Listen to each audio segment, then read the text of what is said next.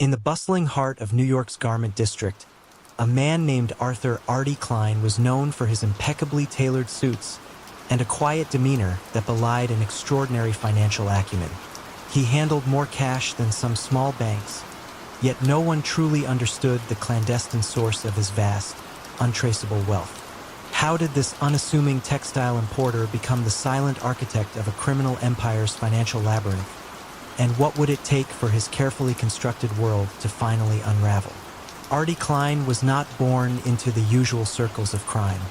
He was a natural numbers man, an autodidact with an uncanny knack for seeing patterns in ledgers where others saw only chaos. In the early 1960s, he began his career as a legitimate importer of fine European silks and wools, cultivating an image of quiet respectability.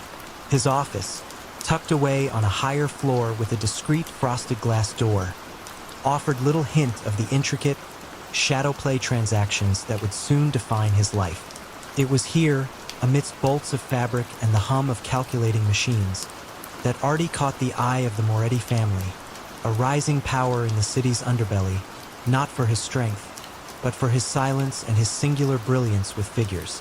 The family's illicit gains, from illegal gambling dens, protection rackets, and discreet loan sharking, were a torrent too large and too conspicuous to simply disappear into legitimate commerce. They needed a conduit, a phantom hand that could scrub the grime of their origins for millions of dollars, making it appear as clean as newly minted coins. Artie, with his methodical mind and an almost obsessive attention to detail, was their answer. He didn't carry a gun, didn't issue threats, and rarely raised his voice. His weapon was the ledger, his battlefield the global financial system. Artie's methods were, for their time, revolutionary. He established a network of shell corporations, ostensibly legitimate businesses dealing in everything from luxury real estate to antique dealerships. Money would flow from the street through numerous layers of his textile import-export business, then vanish into a maze of offshore accounts in jurisdictions like Switzerland and the Cayman Islands, only to resurface years later as clean investments back in the United States. He utilized intricate loan-backed schemes and manipulated property values, transforming dirty cash into tangible, respectable assets. His precision was legendary. A single misplaced comma could trigger a domino effect of scrutiny, and Artie made sure no such error ever occurred. The family called him the Ghost because he moved through their world unseen, unheard, leaving no direct trace of his involvement, only perfectly laundered money. For 2 decades, Artie operated in this quiet dominion, indispensable and untouchable. His power was not derived from fear but from his singular expertise. He was the family's lifeblood, the silent engine of their prosperity. But even the most meticulously constructed facades can develop cracks. As the 1980s dawned, a new generation began to ascend within the Moretti organization. These younger, more aggressive figures, less steeped in the old ways of subtle coercion and more inclined towards direct, often brutal expansion, began to question Artie's cautious approach. They saw his elaborate layering as an unnecessary hindrance, a slow bleed when they desired a gush. A particularly ambitious underboss, Carmine the Torch Rossi, chafed under Artie's financial oversight. Carmine, known for his volatile temper and a penchant for bypassing established protocols, initiated a series of large, hurried investments without consulting Artie, attempting to fast-track profits from a new drug distribution network. Artie, with his calm foresight, had warned against such recklessness, understanding that speed sacrificed security. He saw the threads fraying, the patterns becoming too obvious. The unraveling began subtly, not with a bang, but with a series of quiet whispers and the slow turning of bureaucratic wheels. A dedicated, unassuming IRS agent named Eleanor Vance, working on a hunch from an obscure tip about unusually high real estate transactions involving a shell company linked to textile imports, started digging. What began as a routine audit blossomed into a sprawling investigation. Agent Vance didn't focus on the street-level crime. She followed the money, the complex, almost artistic flow that Artie had perfected. She noticed the elegant but ultimately cyclical nature of the funds, the way they left the country only to return like boomerangs, always slightly cleaner, slightly harder to trace. Artie's genius was also his Achilles heel.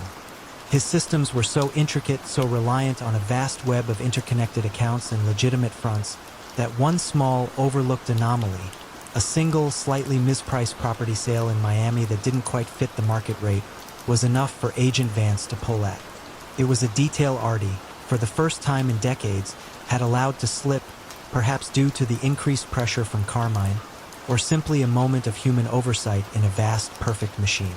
As the net tightened, federal investigators quietly began seizing assets linked to his shell corporations, not through dramatic raids, but through frozen bank accounts and property liens.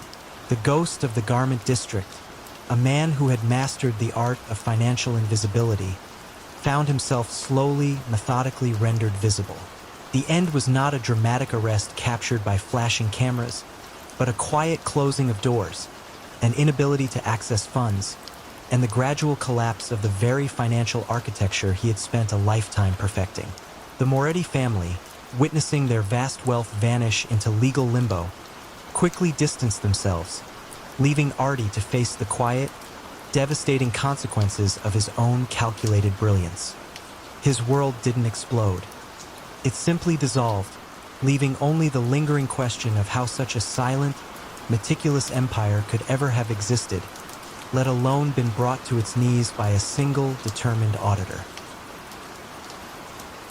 Marco Santini, known quietly within certain circles as the Vault, possessed a memory so vast and precise that it rivaled any computer system. He could recall the exact date a city councilman accepted a bribe in '78, the hidden offshore account numbers from a deal struck in '83, or the precise amount of cash funneled through a seemingly legitimate construction company in '86. Yet, in a world built on secrets, how did the very man who held all the keys become the most vulnerable, and what was the ultimate cost of knowing absolutely everything? From his modest, nondescript office in a quiet Brooklyn neighborhood, Marco cultivated an image of a diligent, if somewhat unexciting, accountant. His days were spent poring over ledgers, balancing books for various small businesses, a bakery, a dry cleaner, a construction firm. But behind the neatly stacked folders and the scent of stale coffee lay the true nature of his work. Marco was the chief consigliere and financial strategist for the Morello crime family, a meticulous archivist of their illicit empire. He wasn't a man of muscle or intimidation. His power lay solely in his intellect and his unblemished record of discretion. He understood that in their business, information was both currency and a deadly weapon, and he wielded it with surgical precision. For decades, Marco's unparalleled recall and strategic foresight made him indispensable. When rival families squabbled over territorial rights, Marco could recite past agreements and unspoken pacts, often defusing potential bloodbaths with historical precedents. When legal pressure mounted, he devised intricate financial schemes, layering transactions, creating phantom debts, and weaving a tapestry of shell corporations that made the family's vast, ill-gotten gains virtually untraceable. He navigated audits and investigations with an almost serene confidence, always one step ahead of the authorities. He was the family's institutional memory, its living blueprint, and its quiet, unyielding shield. But the late 1980s brought a chill wind through the traditional structures of organized crime. Federal agencies, armed with new RICO statutes and a relentless drive for convictions, began chipping away at the old guard. The once impenetrable wall of silence, omerta, began to crack under the weight of plea bargains and witness protection programs. Inside the Morello family, an air of profound paranoia began to settle. The aging patriarch, Vincenzo Morello, once Marco's staunchest protector, grew increasingly frail and suspicious. He saw shadows where there were none, and trust, once the bedrock of their organization, became a commodity scarcer than gold. Marco began to notice the subtle shifts. His customary seat at the patriarch's right hand was occasionally taken by a younger, more ambitious capo regime named Sal DeMarco, a man whose loyalty was more to personal advancement than to tradition. Discussions grew hushed when Marco entered a room, and documents that once flowed freely across his desk now seemed to bypass him. He found himself increasingly excluded from strategic meetings, his advice sought less frequently. It was a gradual, almost imperceptible erosion of his standing, like sand slipping through an hourglass. He understood with a chilling clarity that his greatest asset, his unparalleled knowledge, was slowly transforming into his greatest liability. He knew too much, not just about the family's operations, but about their vulnerabilities, their internal conflicts, and the personal indiscretions of every man within their circle. This knowledge, once a source of respect, now cast him as a potential threat. The unraveling was orchestrated with the quiet precision of a well-rehearsed play. Marco wasn't confronted, nor was he overtly threatened. Instead, his access began to dwindle. His phone calls to long-standing contacts went unanswered. Financial transfers he initiated were subtly delayed or redirected. One afternoon, he arrived at his office to find the locks changed, ostensibly for security upgrades, and his usual, indispensable assistant replaced by a new, stony-faced young man who offered no explanations. It was a bloodless coup, a professional suffocation. His meticulously organized files, his mental archives, became irrelevant as the family simply built new pathways around him, making his vast knowledge an isolated, unshareable burden. The end for Marco was not a violent execution on a dark street, but a profound and absolute isolation. He was not killed, but effectively erased from the family's active memory, a ghost haunted by the secrets he could no longer deploy. His existence became a living testament to the chilling truth that in a world where loyalty is fluid and power absolute, sometimes the most dangerous thing you can possess is a perfect memory. He faded into obscurity, a man trapped by the very knowledge that had once made him untouchable, leaving one to ponder how many silent archives still exist, waiting for their moment of quiet oblivion. In the elegant, hushed confines of his Bloomsbury antique bookshop, Elias Thorne cultivated an image of refined eccentricity. He dealt in rare first editions and obscure maps, yet his true commodity was far more valuable than any illuminated manuscript, the darkest secrets of London's elite. He never raised his voice, never threatened with a blunt instrument or a glint of steel, but his influence permeated the city's highest echelons, subtly redirecting political appointments, shaping business deals, and even influencing judicial outcomes. How did this quiet man amass such an arsenal of compromising information? And what subtle flaw in his meticulously woven web would ultimately lead to his own quiet undoing? Elias Thorne was a man of extraordinary patience and a keen observer of human frailty. Born into a family of modest means in post-war London, he quickly understood that true power rarely announced itself with fanfare. It resided in whispers, in unguarded moments, in the subtle discrepancies between public facade and private reality. He began his peculiar trade not with malicious intent, but with a fascination for the intricate dance of human ambition and fear. His bookshop, with its endless nooks and crannies, served as a perfect front, a place where the powerful and the privileged, seeking rare finds, often let their guard down, dropping a careless remark, a telling glance, or a forgotten letter. Elias was a master of the overheard conversation, the misinterpreted gesture, the innocuous detail that, when cross-referenced with another, formed a devastating truth. He subscribed to every major newspaper, read countless society columns, and frequented the quiet corners of exclusive clubs, not to socialize, but to listen. His system was simple yet profound. Every snippet of information, however minor, was meticulously recorded in a series of coded ledgers, cross-referenced by individual and by topic. A prominent barrister's gambling debt, a minister's hidden affair, a magnate's questionable wartime dealings. All were cataloged, waiting for the opportune moment. His method of coercion was a delicate art, devoid of any direct threat. When he wished to influence a decision, a carefully worded letter would arrive, perhaps referencing a shared interest in a particular rare book, followed by an almost casual mention of a sensitive piece of information he had come across. No demands were made, no explicit threats articulated. The implication was enough. You see, the genius of Elias was that he allowed his targets to imagine the consequences, and in doing so, they often painted a far more terrifying picture than he ever could. A judge might find himself unexpectedly ruling in favor of a lesser-known company.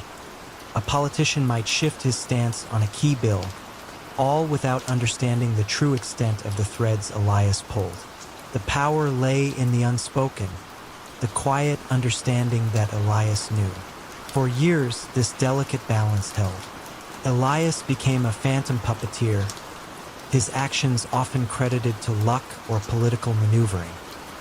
His life was one of serene control, punctuated by the occasional triumph of seeing his quiet influence manifest in the public sphere.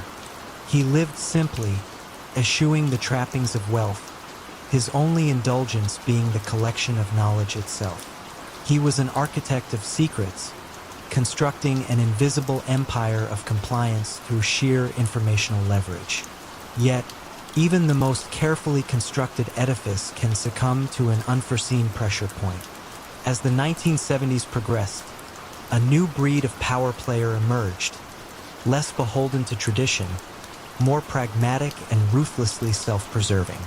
Elias, in his continued success, grew perhaps a shade too confident, pushing the boundaries of his subtle influence a little too far. He orchestrated the discreet removal of a well-connected industrialist from a prestigious board, not for personal gain, but to demonstrate his continued reach. This particular industrialist, a man named Sterling, was not one to be quietly manipulated. He wasn't afraid of scandal as much as he was offended by being controlled. Sterling, rather than panicking or submitting, began to quietly investigate. He didn't seek the police, he sought understanding. He discreetly connected with others who had experienced similar, inexplicable shifts in fortune or direction after a quiet visit to Thorne's bookshop or an exchange of seemingly innocuous letters. What emerged was not a common secret, but a common source of pressure.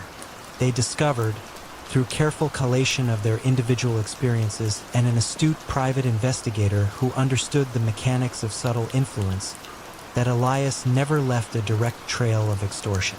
His crimes were not actionable in a court of law. The unraveling, therefore, was not a dramatic raid or an arrest. Instead, it was a slow, methodical starvation of his power. The influential people Elias had once controlled began to quietly cut off the flow of information that fueled his system. Society columns were subtly altered, club conversations grew more guarded, and the unwary whispers that had once been his lifeblood dried up. Elias found that his carefully placed suggestions were no longer heeded. His letters, once weighted with unspoken menace, were now politely ignored. His network of informants, built on the assumption of his untouchable power, began to disperse. Elias Thorne, the architect of secrets, found himself trapped in a silent cage of his own making. He still possessed the vast archives of compromise, the mental library of every hidden vice and misdeed.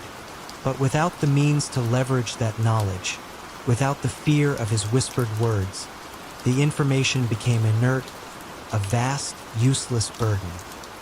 His empire didn't crumble with a bang, but with the quiet sound of doors closing, one after another, leaving him with only his secrets and the chilling realization that the master of silent influence had, at last, been silenced by an even quieter form of strategic neglect. In the labyrinthine corridors of Chicago's civic buildings, where paper trails often vanished and inconvenient truths faded into bureaucratic fog. There was a quiet legend, Elias Thorne. He wasn't a lawyer in the traditional sense, nor a lobbyist, yet he possessed an uncanny ability to make the most damning cases and public embarrassments simply disappear. His methods were subtle, his touch unseen, leaving baffled prosecutors and aggrieved victims wondering if they had merely imagined the evidence. How did this unassuming man become the silent architect of legal vanishings for the city's most formidable criminal enterprises? And what unseen flaw in his sophisticated process would ultimately lead to his own quiet undoing? Elias Thorne was a creature of municipal detail. He had spent his early career in various administrative roles, from the clerk's office to city planning, accumulating an encyclopedic knowledge of bylaws, obscure regulations, and the intricate, often overlooked pathways of legal process. He understood that while direct threats garnered headlines, the real power lay in the slow, meticulous manipulation of systems. He saw the law not as a rigid structure, but as a vast, permeable web of procedures, deadlines, and often human oversight. It was this unique understanding that drew the attention of the city's dominant criminal syndicates in the mid-1950s. They didn't need brawn. They needed stealth. They needed someone who could dismantle a prosecution from within, rendering it inert before it ever reached a courtroom. Elias operated from a small, unassuming office above a defunct haberdashery. He rarely met clients face to face, preferring intermediaries. His work began with exhaustive research, poring over public records, court filings, and every shred of official correspondence. He specialized in finding the impossible loophole, a forgotten zoning ordinance that invalidated an evidence search, a misfiled document that rendered a key testimony inadmissible, or a clerical error that delayed a critical hearing past the statutory limit. His brilliance lay in the fact that he never overtly broke the law. He simply exploited its myriad complexities and its inherent human fallibility. You wouldn't find his name on a subpoena, nor would his fingerprints ever be on a piece of fabricated evidence. He was the master of administrative erosion, the quiet whisper that turned a solid case into dust. For years, Elias was indispensable. High-profile racketeering cases would mysteriously collapse due to technicalities. Corrupt officials would escape indictment thanks to procedural anomalies. The crime families referred to him, with a mix of awe and slight unease, as the eraser. His success bred a quiet confidence, an almost academic detachment from the illicit nature of his clients. He viewed his work as an elaborate intellectual puzzle, a game of chess against the unwieldy machinery of the state. His life was meticulously ordered, free of excess, focused solely on the elegant execution of his craft. He was the silent counterweight to justice, an invisible hand guiding the scales. The turning point arrived in the late 1960s with the ascent of a new federal prosecutor, Evelyn Reed. Agent Reed was different. She wasn't driven by flashy arrests or grandstanding. She was a systems analyst by temperament, fascinated by patterns and anomalies. She noticed that a striking number of well-built cases, particularly those targeting a specific elusive crime family, seemed to falter in remarkably similar ways, not through witness intimidation or overt corruption, but through a series of almost identical, subtle procedural breakdowns. It was as if an invisible force was methodically dismantling the legal process itself. She began to map these failures, tracing the administrative weaknesses exploited, the obscure regulations cited, the precise timing of errors. Agent Reed theorized the existence of a cleaner, someone operating entirely within the bureaucratic framework. She understood that such a person wouldn't leave traditional evidence. Instead, she had to trap the process of erasure. She initiated a meticulously constructed sting, involving a seemingly minor, low-stakes case against a peripheral figure with distant ties to the target family. The initial evidence was deliberately presented with a subtle, yet exploitable administrative flaw, a particular form filed with an incorrect departmental code. It was a bait designed not to catch the criminal, but the very act of the fix. Elias, receiving the new problem, saw the familiar opening. It was a classic administrative misstep, easily correctable and dismissible through a carefully worded motion and a rerouting of the case through a less scrupulous municipal office. He executed his routine with his usual precision, filing the required documents, making the necessary quiet calls, observing the flawed case slowly grind to a halt. He believed he had succeeded once more, but this time, every step of his process was mirrored and meticulously documented by Agent Reed's team. The exact time his filings arrived, the specific sequence of departmental transfers, the subtle shifts in language on official documents, each action normally invisible, was now isolated and analyzed. Agent Reed wasn't investigating the initial crime. She was building a case against the systematic dismantling of justice. She identified the specific, unique signature of Elias Thorne's work, the recurring patterns of his quiet manipulations. The end for Elias was not a dramatic confrontation, but a quiet, almost apologetic knock on his office door. Agent Reed presented him not with evidence of his client's crimes, but with a meticulously compiled dossier detailing his own procedural interventions, laid out in an undeniable, almost elegant flow chart. He was charged not with racketeering, but with obstruction of justice, a charge built on the very bureaucratic ghost prints he had so carefully cultivated.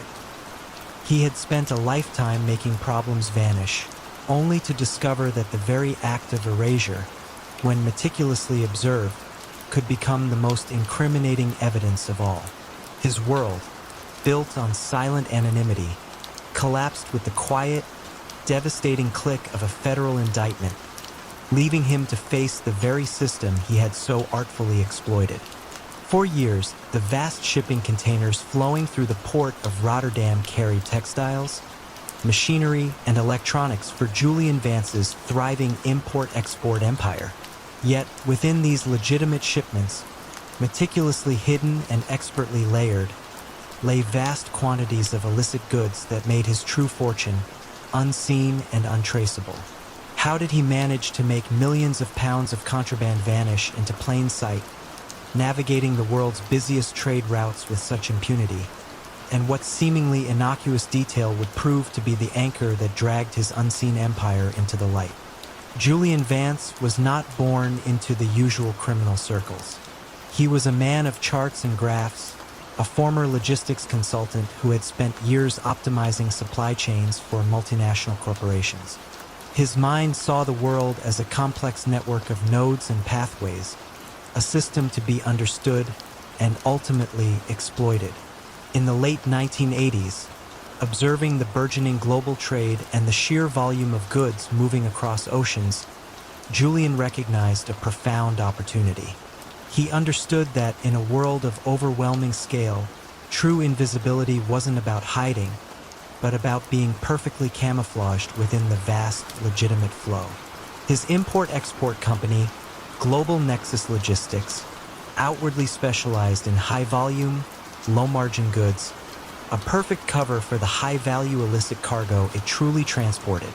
Julian's genius lay in his meticulous methodology. He never moved a full container of illicit goods. Instead, he would insert smaller, discreetly packaged consignments into legitimate shipments. A container declared to hold 20 tons of industrial textiles might, for example, have a carefully constructed false wall, or a hidden compartment built into a stack of seemingly innocuous crates. Within these hidden spaces, narcotics, high-value stolen art, or counterfeit luxury goods would travel across continents, meticulously documented on altered manifests that perfectly matched the legitimate cargo weight. He bribed not with overt cash, but with subtle consulting fees to mid-level shipping agents, port officials, and customs clerks who, through a combination of complacency and deliberate blindness, ensured his containers received minimal scrutiny. The process was an elaborate dance of timing and deception. Shipments would be consolidated in one European port, transshipped through another, and then broken down in a third, making any direct link between origin and final destination virtually impossible to trace for the illicit portion. Julian would often reroute containers multiple times, adding layers of complexity to the paperwork, making each individual shipment appear unremarkable amidst the millions of containers moving globally. He even had a proprietary algorithm, developed in-house, that calculated the optimal routes and consolidation points to minimize risk and maximize anonymity. He called it the Ghost Network, a testament to its elusive nature. For well over a decade, the Ghost Network operated flawlessly. Julian became a quiet legend in the clandestine world, a man who could move anything, anywhere, without leaving a trace. He never met his clients directly, communicating through encrypted channels and dead drops. His life was one of detached control, observing the quiet hum of his vast, hidden enterprise. He resided in a minimalist apartment overlooking the Thames, his only indulgence a collection of intricate antique maps, each a testament to his fascination with pathways and hidden routes. However, the late 1990s brought with them the dawn of new technologies and a shift in investigative focus. Customs agencies, overwhelmed by volume, began investing in sophisticated scanning equipment and advanced data analytics. A young, determined Europol analyst named Lena Fisher, tasked with identifying unusual shipping patterns, began to notice a recurring, almost imperceptible anomaly. She wasn't looking for suspicious containers. She was looking for suspicious inconsistencies. Specifically, she began to track what she called phantom weight, small, unexplained discrepancies in the gross weight of certain containers that, according to their declared contents, should have been slightly lighter. These were not errors in measurement, but a consistent, calculated difference that suggested something extra was always present, something not on the manifest. Lena's breakthrough came not from a raid, but from a mundane software update. A new version of the port's inventory management system provided more precise cubic volume calculations. She cross-referenced declared volume with actual volume and, more importantly, with the phantom weight. She discovered that a particular shipping company, Global Nexus Logistics, consistently had a minuscule, yet statistically significant, discrepancy between its declared internal volume usage and its actual cubic measurement. The containers were packed just a fraction tighter and weighed just a fraction more than they should have, given their legitimate contents. It was a detail so small, so deeply embedded in the noise of global trade, that it had gone unnoticed for years. Julian, in his meticulous calculation of how much illicit cargo he could discreetly add, had perfectly matched the weight, but slightly miscalculated the volume of air displacement that the extra, dense, hidden cargo would occupy. The unraveling of Global Nexus Logistics was as quiet and methodical as Julian's operations. Lena's team began to flag suspicious containers linked to the phantom volume discrepancy. These containers weren't seized with fanfare. They were simply rerouted for routine, enhanced inspections at less busy ports. Once opened, the meticulously hidden compartments, the false bottoms, and the cleverly integrated illicit cargo were found. No violence, no dramatic chases, just the cold, undeniable evidence of systemic smuggling. Julian Vance, the master of invisible cargo, found his empire brought down by the very precision he prided himself on. The quiet, almost academic pursuit of an imperceptible volume anomaly led to the seizure of millions in contraband, the freezing of his assets, and the dismantling of his ghost network. His world didn't collapse with a bang, but with the quiet, devastating realization that even in the vastness of global trade, no secret could remain perfectly hidden when the right person was looking for the quietest of whispers. In the labyrinthine corridors of Chicago's civic buildings, where paper trails often vanished and inconvenient truths faded into bureaucratic fog, there was a quiet legend, Elias Thorne. He wasn't a lawyer in the traditional sense, nor a lobbyist, yet he possessed an uncanny ability to make the most damning cases and public embarrassments simply disappear. His methods were subtle, his touch unseen, leaving baffled prosecutors and aggrieved victims wondering if they had merely imagined the evidence. How did this unassuming man become the silent architect of legal vanishings for the city's most formidable criminal enterprises? And what unseen flaw in his sophisticated process would ultimately lead to his own quiet undoing? Elias Thorne was a creature of municipal detail. He had spent his early career in various administrative roles, from the clerk's office to city planning, accumulating an encyclopedic knowledge of bylaws, obscure regulations, and the intricate, often overlooked pathways of legal process. He understood that while direct threats garnered headlines, the real power lay in the slow, meticulous manipulation of systems. He saw the law not as a rigid structure, but as a vast, permeable web of procedures, deadlines, and often human oversight. It was this unique understanding that drew the attention of the city's dominant criminal syndicates in the mid-1950s. They didn't need brawn. They needed stealth. They needed someone who could dismantle a prosecution from within, rendering it inert before it ever reached a courtroom. Elias operated from a small, unassuming office above a defunct haberdashery. He rarely met clients face to face, preferring intermediaries.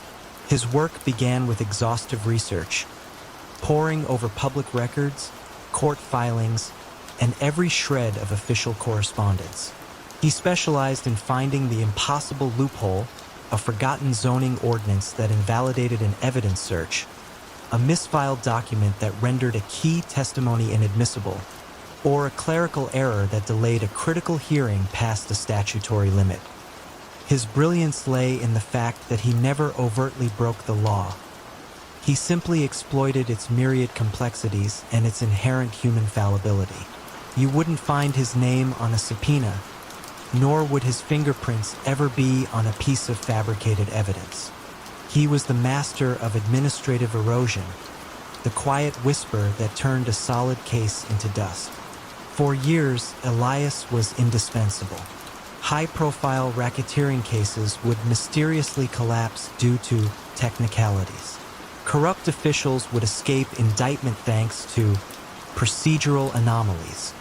The crime families referred to him, with a mix of awe and slight unease, as the eraser.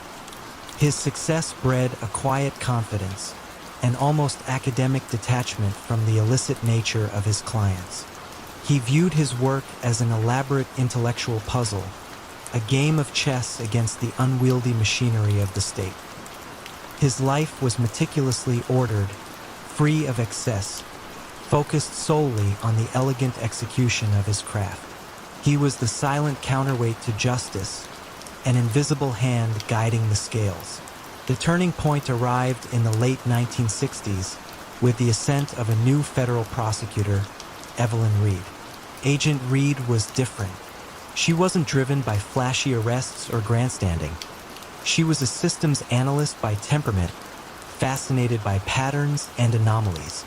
She noticed that a striking number of well-built cases, particularly those targeting a specific elusive crime family, seemed to falter in remarkably similar ways, not through witness intimidation or overt corruption, but through a series of almost identical, subtle procedural breakdowns. It was as if an invisible force was methodically dismantling the legal process itself. She began to map these failures, tracing the administrative weaknesses exploited, the obscure regulations cited, the precise timing of errors. Agent Reed theorized the existence of a cleaner, someone operating entirely within the bureaucratic framework. She understood that such a person wouldn't leave traditional evidence. Instead, she had to trap the process of erasure. She initiated a meticulously constructed sting, involving a seemingly minor, low-stakes case against a peripheral figure with distant ties to the target family.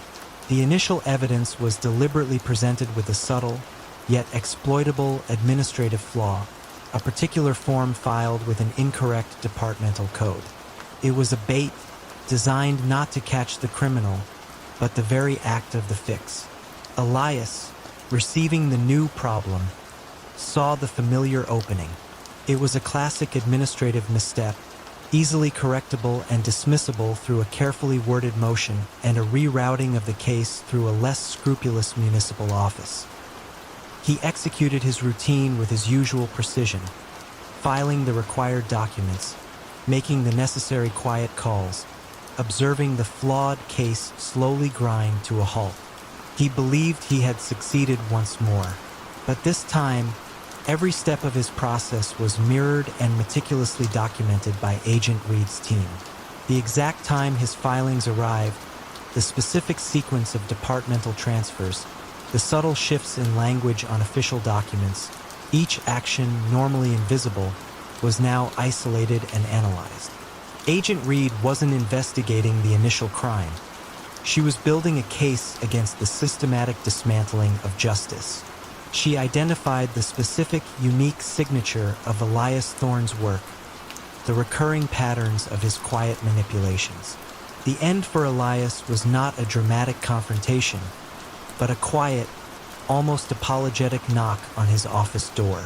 Agent Reed presented him not with evidence of his client's crimes, but with a meticulously compiled dossier detailing his own procedural interventions, laid out in an undeniable, almost elegant flow chart. He was charged not with racketeering, but with obstruction of justice, a charge built on the very bureaucratic ghost prints he had so carefully cultivated.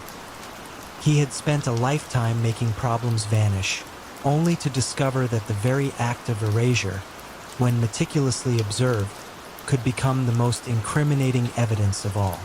His world, built on silent anonymity, collapsed with the quiet, devastating click of a federal indictment, leaving him to face the very system he had so artfully exploited. A prominent senator's sudden, unexplained resignation sent ripples of speculation through Rome's political elite, yet few understood the unseen hand that had quietly orchestrated his downfall. How did a seemingly innocuous private investigator accumulate such devastating leverage over the city's most powerful figures? And what tiny, overlooked piece of their world would ultimately unravel his meticulously hidden empire? Leonardo Leo Rossi ran a modest private investigation agency nestled in a quiet, sun-drenched alleyway just off the Via Veneto. His office, filled with outdated surveillance equipment and stacks of dusty files, gave the impression of a man clinging to a bygone era of detective work. But beneath this veneer of quaint inefficiency, Leo was a contemporary master of the ancient art of compromise. He wasn't interested in divorce cases or missing persons. His true fascination lay in the hidden lives of Rome's movers and shakers, the cardinals, industrialists, and politicians whose public personas often masked a tangled web of indiscretions, illicit dealings, and inconvenient truths. Leo understood that in a city built on appearances and ancient hierarchies, a secret was the most potent form of currency. He had cultivated a vast, unseen network of informants. Discreet hotel concierges, quiet government clerks, overworked chauffeurs, and even the seemingly invisible domestic staff in grand villas. These individuals, often through subtle inducements or simply a quiet appeal to their grievances, provided Leo with a ceaseless trickle of observations: a late-night visitor to a minister's apartment, an unexpected offshore bank transfer, a private conversation overheard during a morning commute. He cross-referenced these seemingly disparate crumbs of information, meticulously assembling comprehensive dossiers on hundreds of powerful individuals. His archive of indiscretions was his true power base, a silent arsenal. His method of leverage was elegant in its simplicity and devastating in its effectiveness. Leo never issued direct threats. Instead, a meticulously crafted, anonymous letter would arrive, usually typed, referencing a specific, highly sensitive detail of the target's private life or business dealings. It would conclude not with a demand for money, but with a seemingly innocuous suggestion. A particular company that deserved a government contract, a quiet word that might sway a legislative vote, or a discreet investment in a shell corporation. The implied threat of exposure, the visceral fear of their carefully constructed lives crumbling, was always enough. You see, Leo understood that the wealthy and powerful feared scandal more than almost anything else. His influence was a silent tremor beneath the city's foundations, shaping decisions from boardrooms to the Vatican, all without a single public trace. For over 2 decades, Leo operated in this shadow world, an unacknowledged force, his quiet presence a constant, chilling reminder to those in power that someone, somewhere, knew their deepest vulnerabilities. He never sought fame or public acclaim. His gratification came from the quiet satisfaction of seeing his subtle machinations translate into tangible shifts in Rome's intricate power dynamics. His life was orderly, almost monastic, centered entirely on the collection and deployment of secrets. But in the mid-1990s, the very nature of information began to change. Digital communication slowly replaced paper, and the casual, unguarded phone call became a relic. Simultaneously, a new, younger generation of investigators within the Guardia di Finanza, Italy's financial crimes police, began employing sophisticated data analysis techniques. Inspector Sofia Rossi, no relation to Leo, was one such analyst. She wasn't looking for direct crimes. She was looking for patterns, anomalies in public record, unexplained policy shifts, unexpected contract awards, or the sudden, seemingly unprompted elevation of obscure individuals to positions of influence. She theorized that an unseen manipulator was at work, not through overt corruption, but through a more subtle, systemic pressure. Sophia's breakthrough came from an old-fashioned source: paper. A mid-level bank clerk, caught skimming a small amount from customer accounts, faced a long prison sentence. Desperate, he offered a seemingly insignificant piece of information to the Guardia di Finanza. He'd been occasionally asked by an individual he knew only as Leo to discreetly process small, recurring cash payments to a surprisingly diverse list of individuals. Not large sums, but amounts consistent with casual informant fees. He remembered Leo's quiet demeanor and the location of his unassuming private investigation office. This single, low-level informant provided the first concrete link to Leo. Sophia's team didn't raid. Instead, they placed Leo's office under discreet surveillance, focusing not on his outward activities, but on the patterns of who entered and left. They observed the almost daily visits of the same small group of seemingly innocuous individuals: a cleaner, a delivery driver for a high-end restaurant, an elderly man who ostensibly delivered newspapers. These were Leo's collectors, the unseen conduits of his vast information network. The final unraveling was quiet, methodical. The Guardia di Finanza didn't move against Leo for blackmail, which would have been nearly impossible to prove without direct victims willing to testify. Instead, they built a meticulous case around his circumvention of basic financial reporting laws, his failure to declare the regular, untraceable cash payments to his network. They demonstrated how these small, individual transactions, when aggregated, formed a substantial, undeclared flow of funds. The evidence wasn't about the secrets he held, but about the process of acquiring them. Leonardo Rossi, the quiet collector of sins, found his empire brought down not by the exposure of his grand manipulations, but by the relentless pursuit of minor financial irregularities linked to his countless, small informant payments. His meticulously hidden world wasn't shattered by a single dramatic revelation, but quietly dismantled, piece by piece, by the painstaking work of an investigator who chose to follow not the whispers of scandal, but the subtle, almost invisible flow of untaxed cash. His silence, once his greatest strength, now offered no defense against the cold, hard numbers. In the shadowy world of New York's Moretti family, where whispers were currency and secrets were lifeblood, alias Eli Vance was an anomaly. He wasn't a man of muscle or menace, but of intricate algorithms and network topology. His genius lay in creating an untraceable, uncrackable communication system that allowed the family to operate with unprecedented stealth. Yet, how did the very architect of their digital fortress find himself locked out? His own encrypted world turned against him, and what silent betrayal orchestrated his quiet descent into obsolescence? Eli Vance was a recluse, a ghost in the machine long before digital specters became commonplace. Raised in the quiet solitude of code and circuitry, he possessed a mind that saw patterns in noise and pathways through chaos. In the late 1990s, as the analog world of payphones and coded newspaper ads began to crumble under the weight of evolving surveillance technology, the Moretti family found themselves increasingly exposed. Their traditional methods of communication were becoming dangerous liabilities. It was then that Eli, a brilliant but socially awkward computer engineer, was introduced. He proposed a solution, a bespoke, highly encrypted network of modified off-the-shelf devices and custom server protocols, designed to leave no digital footprint, no centralized point of vulnerability.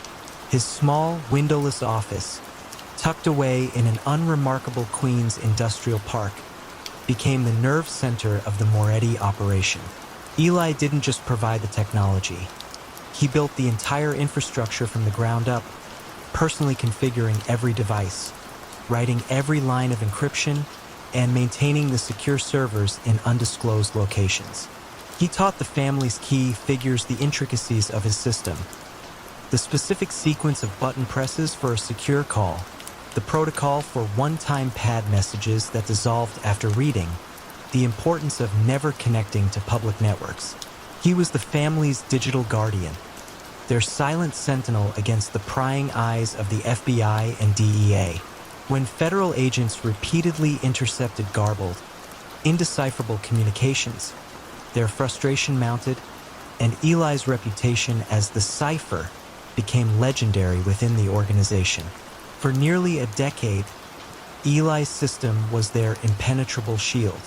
Drug shipments were coordinated across continents, high-stakes negotiations conducted without fear of eavesdropping, and internal directives disseminated with absolute confidence. Eli's power wasn't based on physical intimidation, but on his singular, irreplaceable expertise. He was indispensable, the quiet linchpin of their modern empire. He rarely left his office, content to monitor network traffic, perform maintenance, and refine his algorithms. Observing the family's world unfold through the streams of encrypted data he so carefully managed. However, as the 2000s dawned, a new generation began to rise within the Moretti family. These younger, more aggressive figures, schooled in the fast-paced world of venture capital and global markets, found Eli's meticulous, often slow security protocols cumbersome. They wanted faster, more intuitive communication, impatient with his rigid adherence to security over convenience. They viewed Eli, with his outdated equipment and quiet reclusiveness, as a relic, a bottleneck in their plans for expansion. A particularly ambitious young capo, Marco the Maven Vitali, began to subtly undermine Eli's authority, advocating for a system modernization and suggesting that Eli needed assistance with the increasing complexity. The shift began subtly. Eli was assigned a new apprentice, a sharp, tech-savvy young man named Carlo, ostensibly to learn the intricacies of the network. Carlo was deferential, eager to learn, and asked insightful questions. Eli, pleased to finally have someone to pass on his intricate knowledge to, began to train him. But unknown to Eli, Carlo was not there to learn. He was there to observe, replicate, and ultimately usurp. Carlo, under Marco Vitali's quiet direction, began making subtle alterations to the network from within, installing hidden backdoors, duplicating access keys to new, centralized servers controlled by Vitali, and subtly shifting the authentication protocols. Eli noticed minor glitches, occasional network lags, and seemingly innocuous software updates that he hadn't initiated, but dismissed them as the inevitable quirks of complex systems. The unraveling was not a dramatic hack or a federal raid, but an internal surgical coup. One quiet Tuesday morning, Eli attempted to access his secure server, only to find his login credentials denied. He tried his backup protocols, his emergency override codes, all failed. His meticulously designed digital fortress had been quietly, methodically rekeyed, and he, its creator, was now on the outside looking in. He reached for his secure phone, the one he had personally configured, to contact the Patriarch, only to find it bricked, its encrypted connection severed. His network, his life's work, was no longer under his control. The keys, once unique to his genius, had been copied and distributed, and his bespoke system was now running under new masters.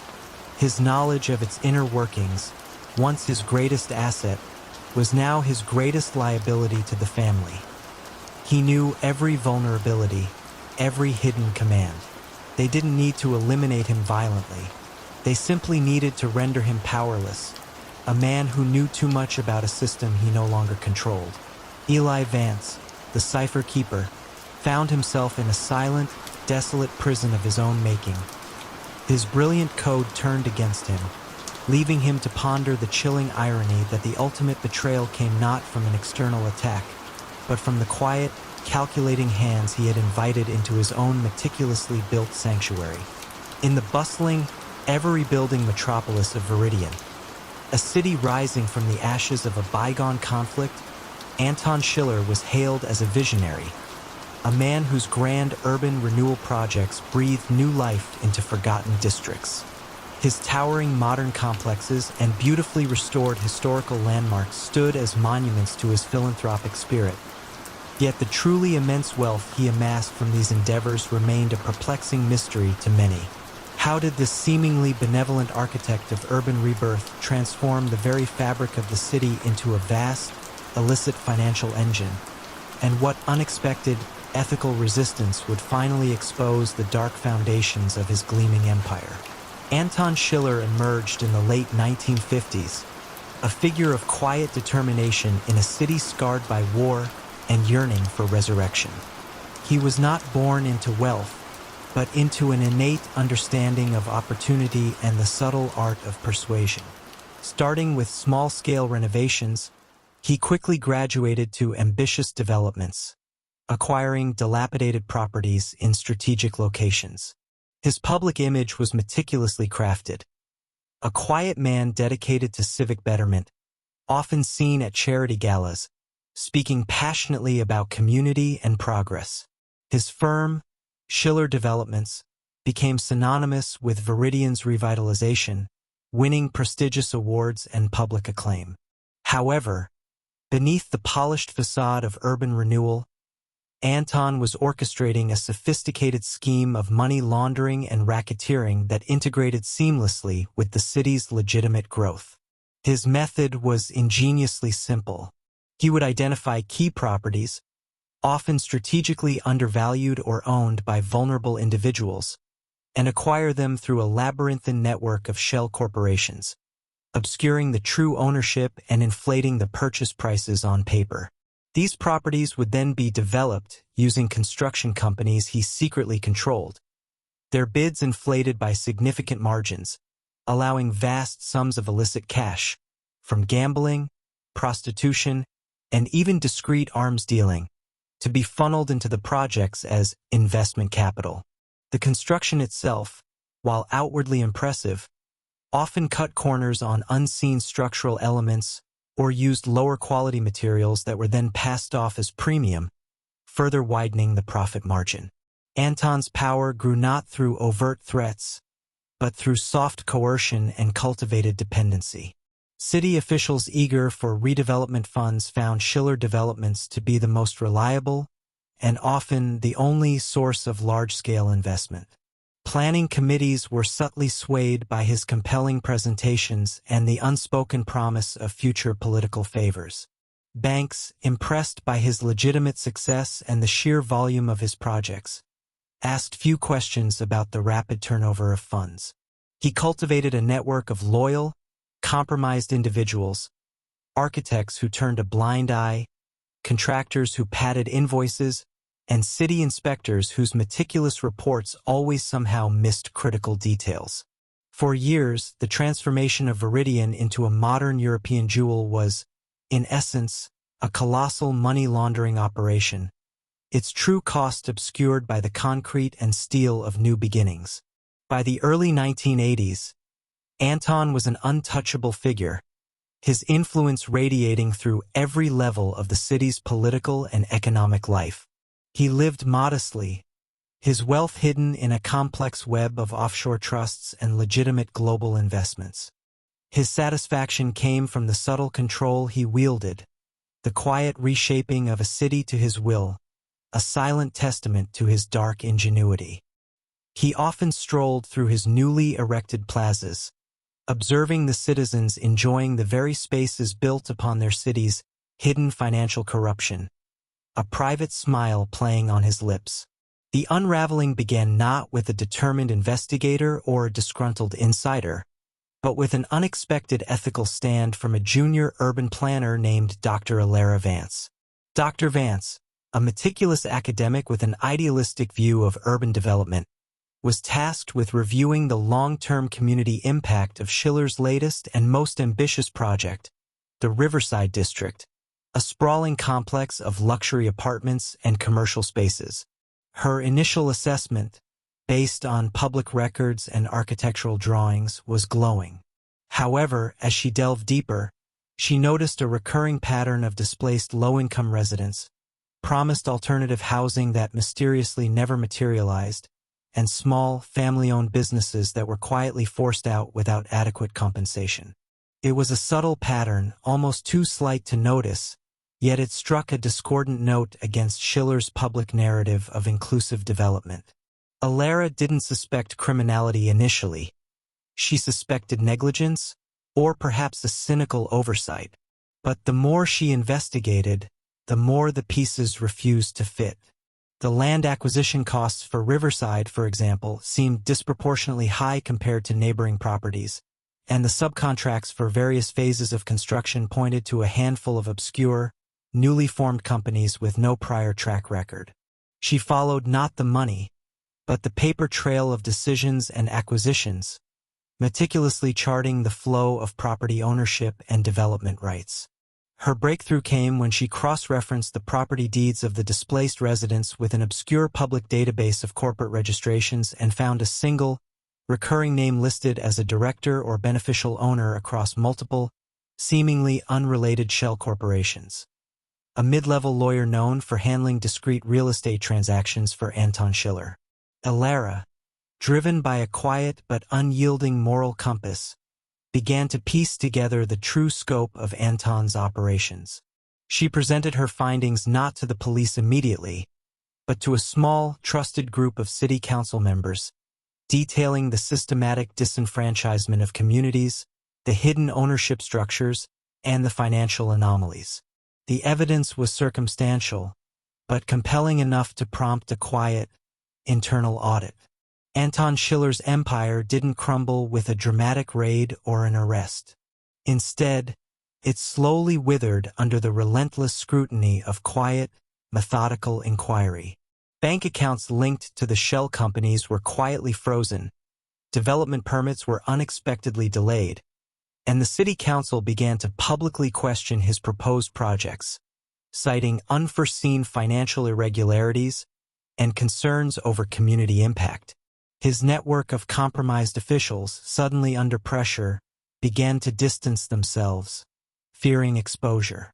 The very system he had so artfully manipulated to achieve his quiet dominance now turned against him, revealing the sordid truth beneath the bricks and mortar of his gleaming city. Anton Schiller, the man who rebuilt Viridian, found himself quietly isolated, his legacy tainted, leaving only the chilling realization that the most devastating exposure can come not from a grand scheme, but from the unwavering pursuit of subtle ethical discrepancies. In the gilded salons of London's elite art auctions, Julian Thorne, a man of impeccable taste and an almost ethereal calm, commanded astronomical sums for pieces that seemed to appear from nowhere, long-lost masters, freshly rediscovered antiquities. He moved through this world of old money and exquisite beauty, his reputation as a discerning dealer unchallenged, yet whispers occasionally surfaced about the unusual frequency of his finds and the dizzying speed with which his private collection grew. How did this connoisseur of beauty transform the art market into a silent conduit for vast, illicit fortunes, and what imperceptible brushstroke in his grand design would ultimately reveal the true nature of his masterpiece of deception? Julian Thorne had not inherited his wealth. He had meticulously cultivated it. An art history graduate with a profound understanding of provenance and a forensic eye for detail, he quickly realized the art world's unique vulnerabilities, its opacity, the subjective nature of valuation, the long delays in sales, and the global flow of high-value, easily transportable assets made it a perfect, albeit sophisticated, vehicle for money laundering. In the early 1980s, Julian opened Thorne Gallery in a quiet Mayfair street. Outwardly, it was a respectable establishment dealing in Impressionist and Post-Impressionist works.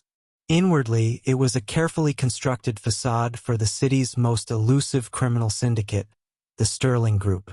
Julian's method was elegant. He acquired distressed assets, paintings, sculptures, and rare antiquities from various illicit sources. Stolen works, artifacts looted from conflict zones, or pieces commissioned specifically for laundering purposes. These items, often without proper provenance, were then washed through a series of shell companies he controlled, nominally passing through small, obscure auction houses or private sales in different countries. Each transaction would add a layer of fabricated legitimacy, a new, clean history for the piece. The prices were subtly inflated with each transfer, allowing untraceable criminal funds to enter the legitimate financial system as art sales. A painting bought for £50,000 through illicit channels could reemerge 2 years later, after passing through 3 intermediaries, declared at £2 million, its value augmented by a fabricated provenance and the quiet endorsement of bribed experts. He possessed an uncanny ability to spot emerging trends in the art market, buying undervalued pieces that he knew would soar in value, further blending his illicit gains with legitimate appreciation.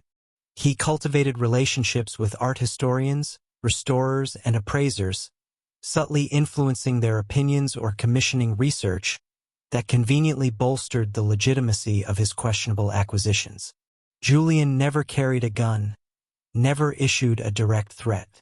His power lay in his refined intellect, his deep understanding of aesthetics, and his quiet mastery of the art market's intricate, often unregulated, ecosystem. He was the Sterling Group's most valuable asset, their quiet conduit to boundless, clean capital. For 15 years, the Thorne Gallery flourished. Julian became a respected, if somewhat enigmatic, figure in the art world. His private collection, housed in a temperature-controlled vault beneath the gallery, was whispered about in hushed tones, a testament to his discerning eye and seemingly endless resources. He had perfected the art of the clean bill, turning blood money into canvases of quiet beauty, his conscience seemingly unburdened by the dark origins of his wealth. However, the late 1990s ushered in an era of increased scrutiny in the art market, driven by concerns over cultural heritage and illicit trafficking. Among the new generation of art historians was Dr. Anya Sharma, a specialist in post-war European art and an expert in forensic provenance research. Dr. Sharma was known for her meticulous attention to archival detail and her almost intuitive sense for anomalies in art historical narratives. She wasn't looking for outright forgeries or crude smuggling. She was looking for the subtle inconsistencies that whispered of manipulation. Dr. Sharma's attention was drawn to the Thorn Gallery not by suspicion, but by a fascination with Julian's uncanny ability to discover so many significant, hitherto unknown works. She began to notice a pattern in the provenance histories of several of his most valuable finds. While individually plausible, when viewed collectively, they presented a strangely common narrative. Pieces emerging from forgotten private collections, often from obscure, rarely documented European estates. Her breakthrough came while researching a supposed lost early Picasso sketch that Thorn Gallery had recently sold for a record sum. Its documented history, while intricate, contained a subtle, anachronistic detail, a reference to a specific art fair that, according to her meticulous cross-referencing of historical records, had only begun 2 years after the supposed date of acquisition by its original collector. It was a minute error, a single false brushstroke in a sprawling masterpiece of deception, but it was enough for Dr. Sharma to pull at the thread. She expanded her research to other rediscovered works sold by Thorn, cross-referencing their histories with historical documents, exhibition catalogs, and even old shipping manifests. She found similar, small, almost imperceptible inconsistencies: a family name misspelled in a 1950s bill of sale, a slight discrepancy in a museum inventory number, a particular type of paper used for a vintage provenance document that wasn't commonly available until a later date. These were not direct proofs of criminal activity, but irrefutable evidence of a meticulously fabricated history. Dr. Sharma quietly presented her findings to an anti-fraud unit within the London Metropolitan Police, led by Detective Inspector Alastair Finch. Inspector Finch, initially skeptical of an art historian's intuition, was swayed by her scientific rigor and the undeniable pattern of inconsistencies. They didn't raid the gallery. Instead, they initiated a quiet financial investigation, using Dr. Sharma's art historical red flags to identify specific, suspicious transactions. They followed the money not from the Sterling Group, but from the inflated art sales themselves, discovering the complex web of shell companies and offshore accounts that Julian Thorn had so artfully constructed. Julian Thorn, the connoisseur of deception, found his empire brought down not by violence or dramatic exposure, but by the quiet, unwavering scrutiny of a single detail, a slight historical inaccuracy on a piece of paper. His world, built on the subjective beauty of art and the objective precision of financial manipulation, crumbled when a dedicated scholar, with an eye for truth, revealed the subtle, anachronistic lies embedded in his canvases of deception. His quiet reign ended not with a bang, but with the chilling realization that even the most beautiful lie can be undone by the smallest, misplaced detail. A seemingly innocuous account audit revealed a discrepancy of just $17,000 in a vast international network of hundreds of millions, a sum so small it was almost dismissed by the auditors. But how could such a meticulously precise and large-scale operation, managed by a man known for his flawless accounting, make such a basic error? This tiny anomaly would soon unravel a criminal empire built on silence and sophistication, leading to questions about who knew what, and when the cracks truly began to show. Elias Thorn was an anomaly in the world of high finance. Not flashy, not a socialite, he was a quiet man of numbers, an artisan of ledgers and algorithms. His reputation at the prestigious Zurich Bank, however, was formidable. He could make money disappear and reappear like no one else, not through magic, but through an intricate understanding of international finance laws, offshore havens, and shell corporations. It was this rare talent that drew the attention of the consortium, a shadowy network of families operating across Europe, dealing in everything from high-end art forgery to illicit arms. They didn't need violence. They needed discretion, and Elias was discretion personified. His involvement began subtly, a quiet request through a trusted intermediary, a proposition cloaked in legitimacy. We have significant funds that require sophisticated management, he was told. The initial sums were modest, almost an insult to his capabilities. But the challenge, the intellectual puzzle of rendering millions truly untraceable, appealed to him. And of course, the compensation was beyond anything his legitimate banking career could offer. Soon, Elias became indispensable, the unseen architect of their financial empire. He established layers upon layers of shell companies, each owning another, registered in obscure island nations and distant principalities. Funds flowed through a labyrinth of legitimate businesses, art galleries, luxury resorts, import-export firms, disguising their true origin. Transactions were broken down into minute, unremarkable sums, then reassembled thousands of miles away. Elias worked from a modest office, meticulously tracking every euro, every dollar, every yen. He never met the true heads of the consortium, communicating only through a single stoic liaison. This distance, he believed, was his protection. He was a cog, albeit an essential one, in a machine he only partially understood. Years passed. The consortium's wealth grew exponentially, its operations widening, its power solidifying across multiple European capitals. Elias's system was flawless, a ghost in the financial machine. There were no paper trails, no suspicious patterns, nothing that an ordinary audit or investigation could ever detect. He took immense pride in this, a silent, almost artistic satisfaction. Then came the report, tucked away in a quarterly financial review of a minor subsidiary in Malta. A $17,000 discrepancy. It wasn't a loss. It was an unexplained surplus, a fraction of a larger transaction that didn't reconcile. Elias stared at the numbers for hours. It was an anomaly, an error. His system did not make errors. He ran simulations, traced the flow backwards, checked every ledger entry. Nothing. The amount was so small, so insignificant in the grand scheme of hundreds of millions, that the auditors had merely flagged it as a minor bookkeeping oversight easily rectified. But to Elias, it was a profound blemish, an imperfection in his masterpiece. He suspected a rogue element, perhaps a junior accountant within one of the shell companies who thought such a small sum would vanish unnoticed. Meanwhile, miles away in The Hague, Inspector Klaus Schmidt was building a case. Not against the consortium, not yet. His focus was on a seemingly unrelated series of high-value art thefts. For months, he'd followed a faint whisper of money moving through seemingly legitimate channels, but the trail always went cold in obscure financial institutions. It was a slow, agonizing process of connecting disparate dots.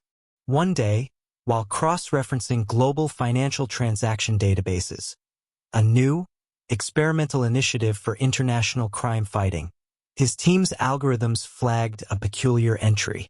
A small sum, $17,000, had shown up as an unexplained surplus in a Maltese account, an account linked, albeit indirectly, to one of the shell companies that had surfaced in his art theft investigation. It was tiny, almost laughable, but it was there, an isolated anomaly in a sea of perfectly balanced transactions. Unlike the auditors who dismissed it, Schmidt, with his investigator's intuition, paused. Why would such a small, unexplained amount appear in a system otherwise so meticulously clean? He pulled the file. Schmidt's investigation shifted. Instead of focusing on the art, he began to trace the movement of this specific, tiny sum, not caring what it represented, but how it moved. It led him through a bewildering series of transactions, each one legitimate on its own, but together forming an impossible spiderweb. He started to see the method, the microtransactions, the offshore hops, the legitimate business fronts. He realized he wasn't looking at a network of independent financial crimes, but one singular, massive, and highly sophisticated laundering operation. And at the heart of it, unseen, was the architect. Elias, growing increasingly agitated by the $17,000 anomaly, found himself trapped. The consortium, detecting a tightening net they couldn't quite identify, put subtle pressure on him. They wanted the leak plugged, unaware it was his own precision revealing a minor, internal act of petty greed. Elias tried to bury the $17,000 to make it disappear, but his own system was too robust, too transparent to him.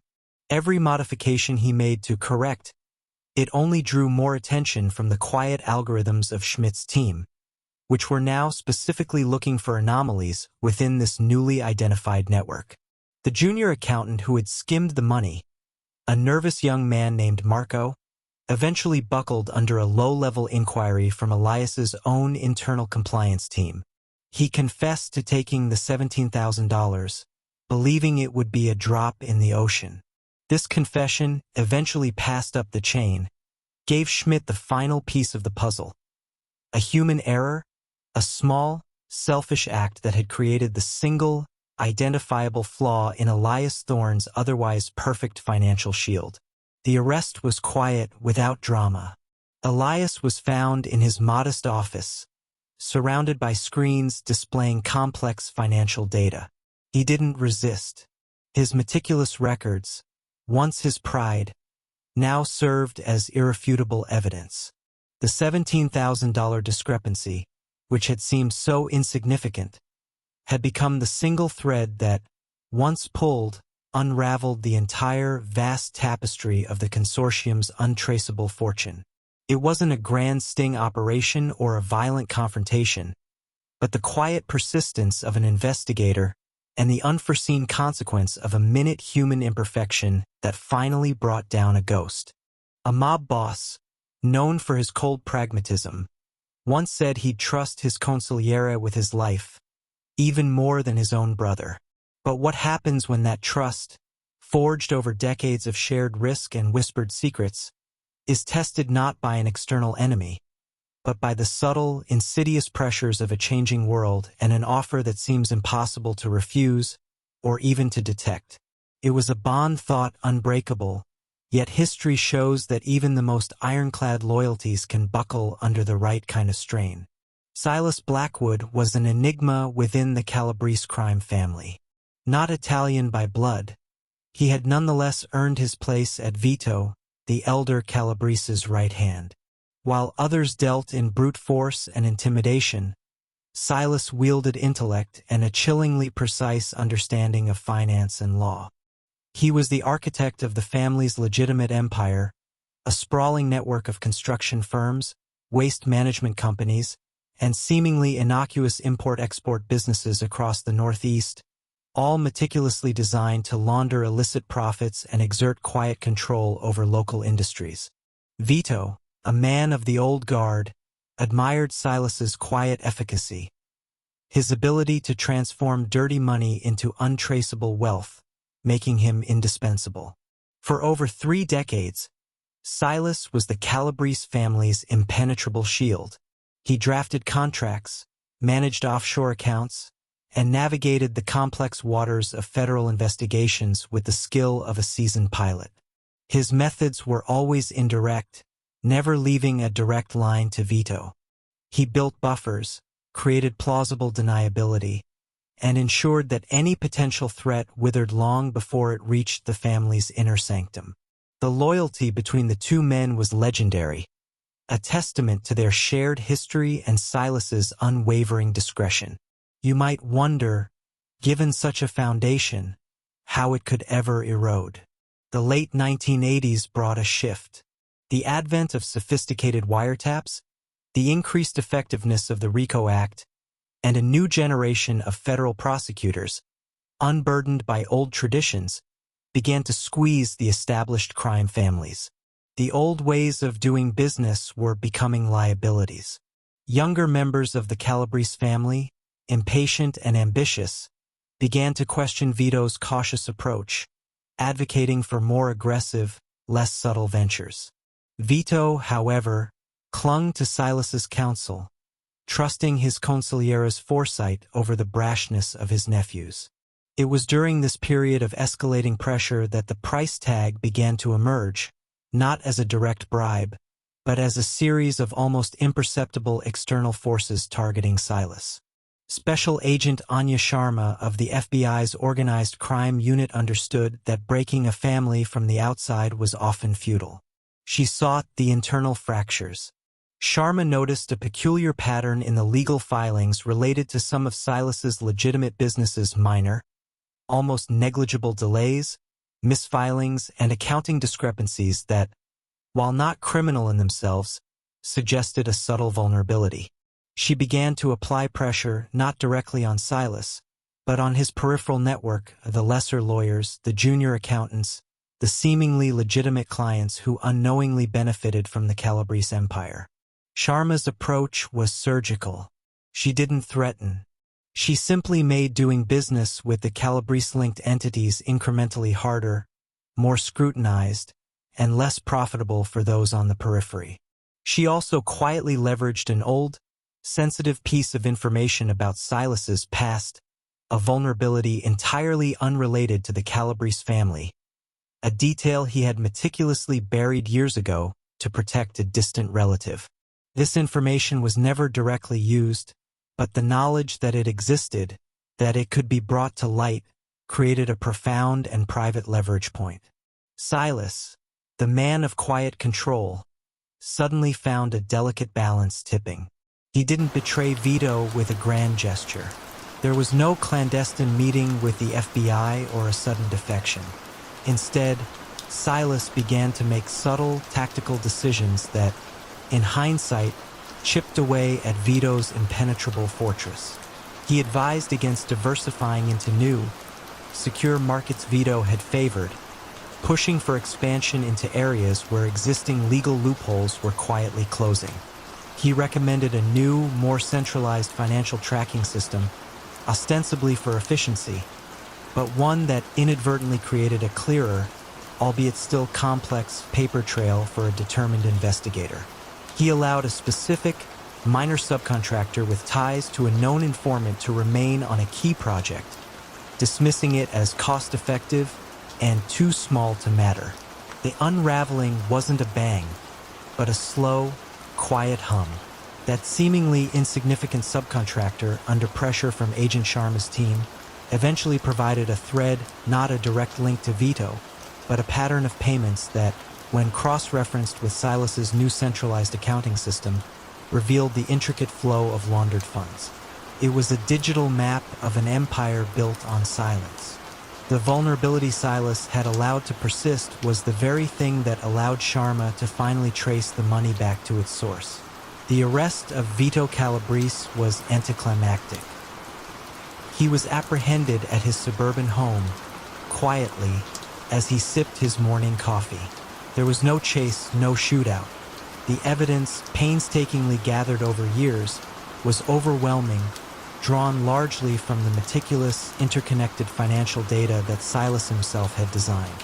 When Vito's lawyers reviewed the prosecution's brief, they were stunned by the depth of detail, the undeniable links that pointed straight to the boss. It was almost as if someone had wanted the trail to be visible, just barely. Silas Blackwood was never charged.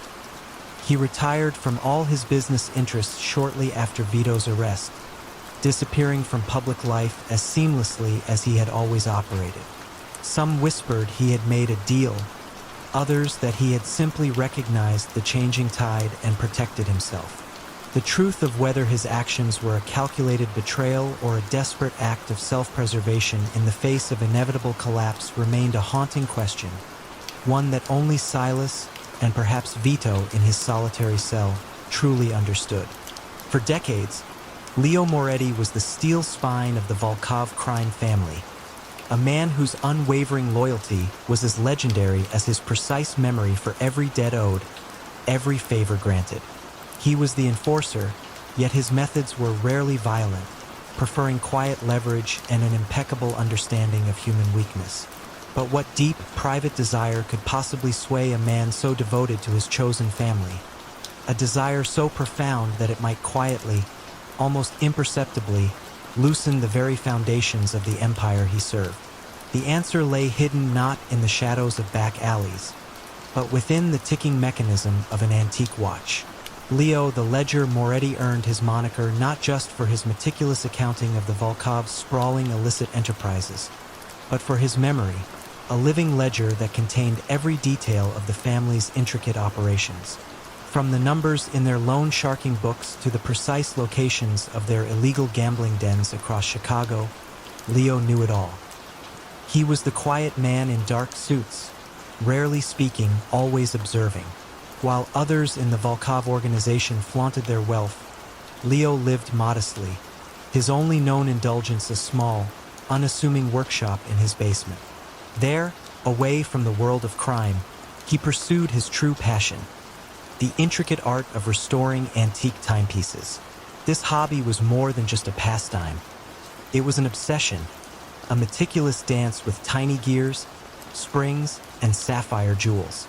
He particularly dedicated himself to a rare, almost mythical Patek Philippe Grand Complication, a watch whispered to have been lost for generations within his own ancestral family, stolen during a tumultuous period in Eastern Europe. For Leo, restoring this timepiece was a quiet, personal quest, a way to reclaim a lost piece of his own heritage, a subtle defiance against the chaos of his professional life.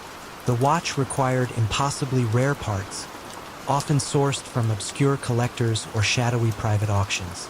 The cost and the difficulty in acquiring these components discreetly were immense. Meanwhile, Agent Miles Corbin of the FBI's Organized Crime Division had spent years studying the Volkov family, repeatedly hitting walls.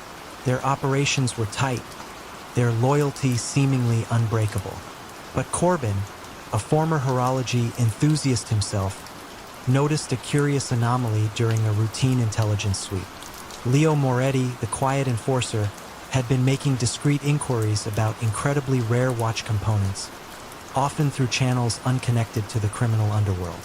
This wasn't a standard mobster hobby. It was an academic-level pursuit.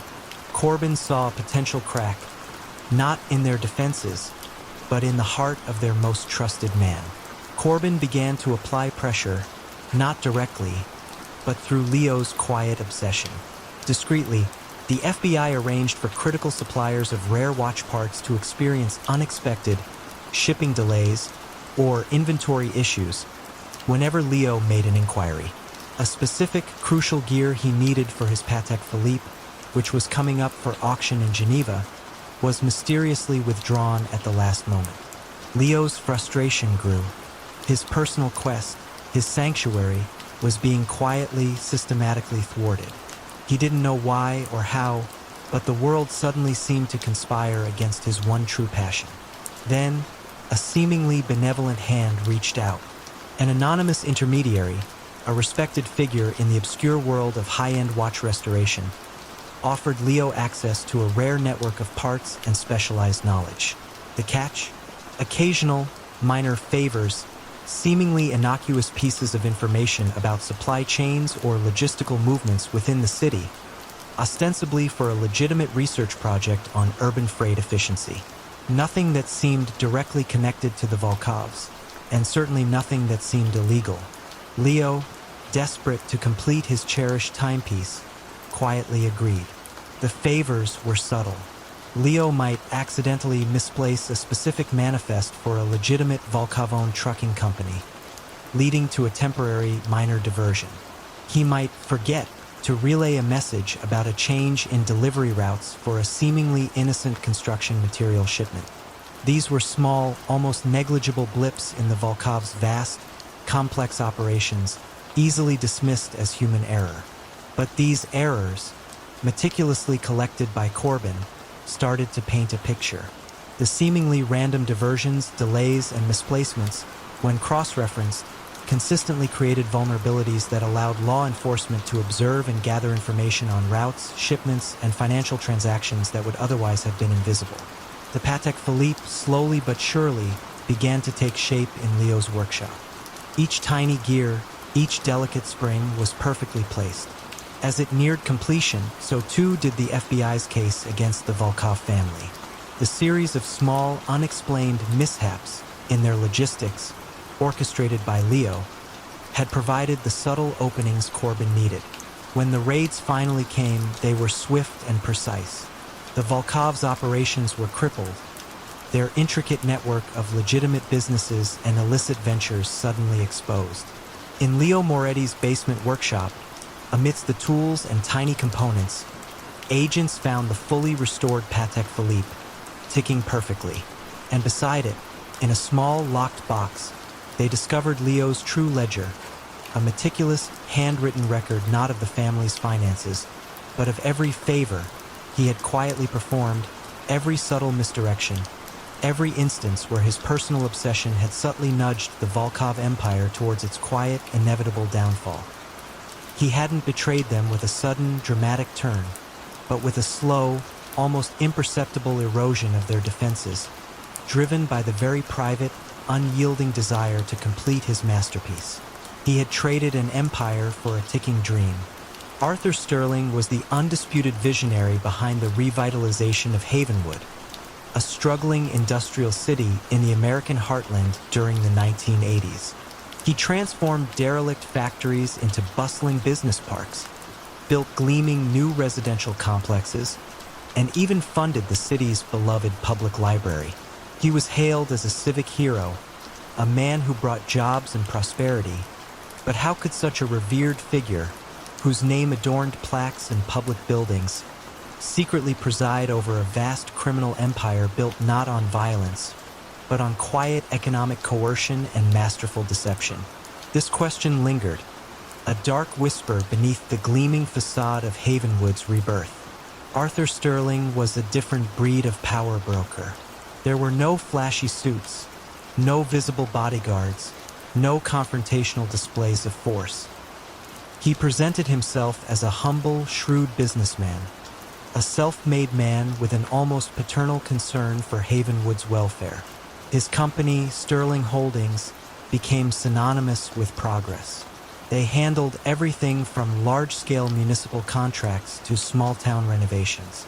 He cultivated relationships with politicians, union bosses, and local business owners, not with threats, but with generosity and the promise of opportunity. He was a man who quietly helped people out, creating a vast network of reciprocal obligations. You owed Arthur not in money, but in influence, in turning a blind eye, in signing a document without asking too many questions. His strategy was elegant in its simplicity and terrifying in its effectiveness. Sterling Holdings would secure municipal contracts for infrastructure projects, roads, bridges, public buildings. The bids were always competitive, often lower than rivals, but the real profit lay in the details. Materials would be purchased at inflated prices from shell companies owned by Sterling or through controlled suppliers. Subcontractors, often small, vulnerable businesses, would be awarded work only if they agreed to kickbacks disguised as consulting fees or material surcharges.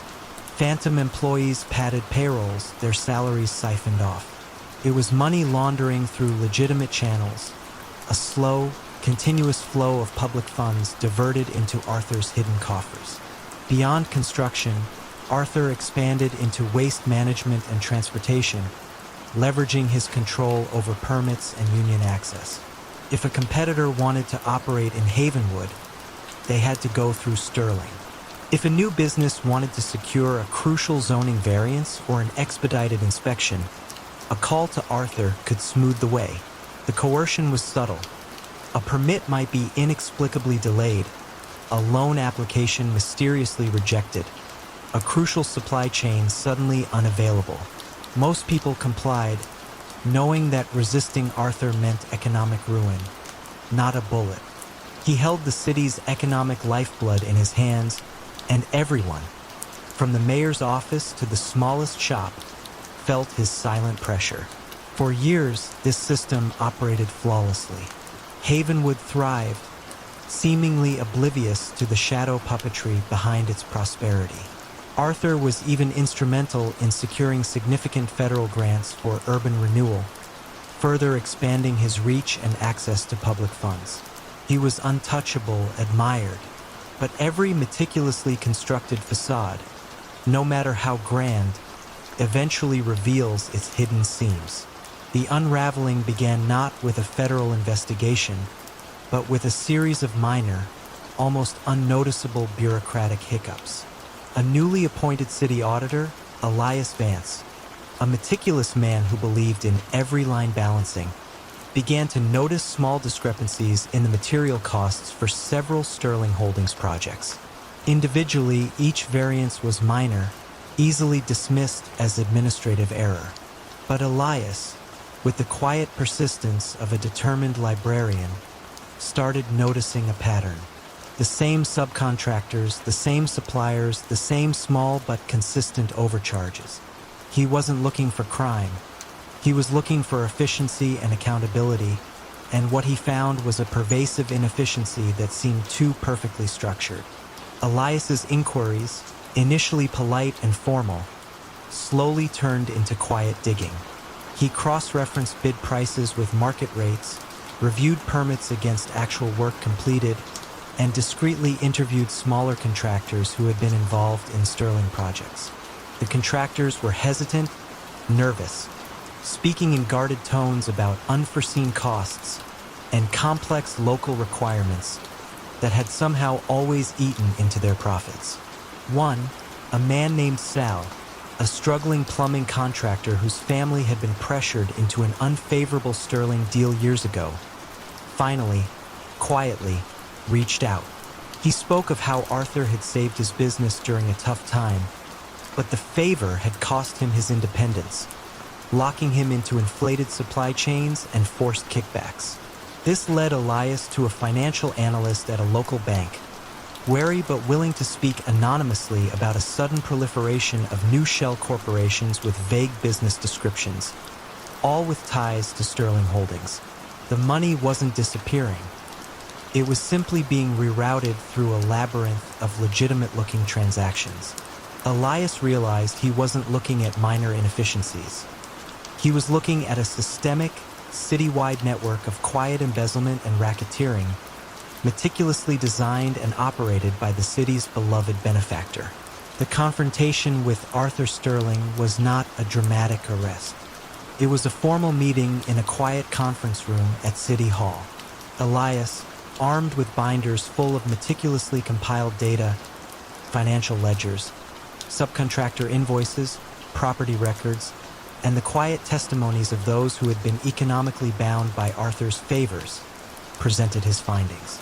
Arthur listened, calm and unruffled, maintaining his dignified composure even as the full scope of his financial machinations was laid bare. He hadn't left a single violent crime, no obvious threats, no smoking gun, just a vast, undeniable paper trail of economic manipulation.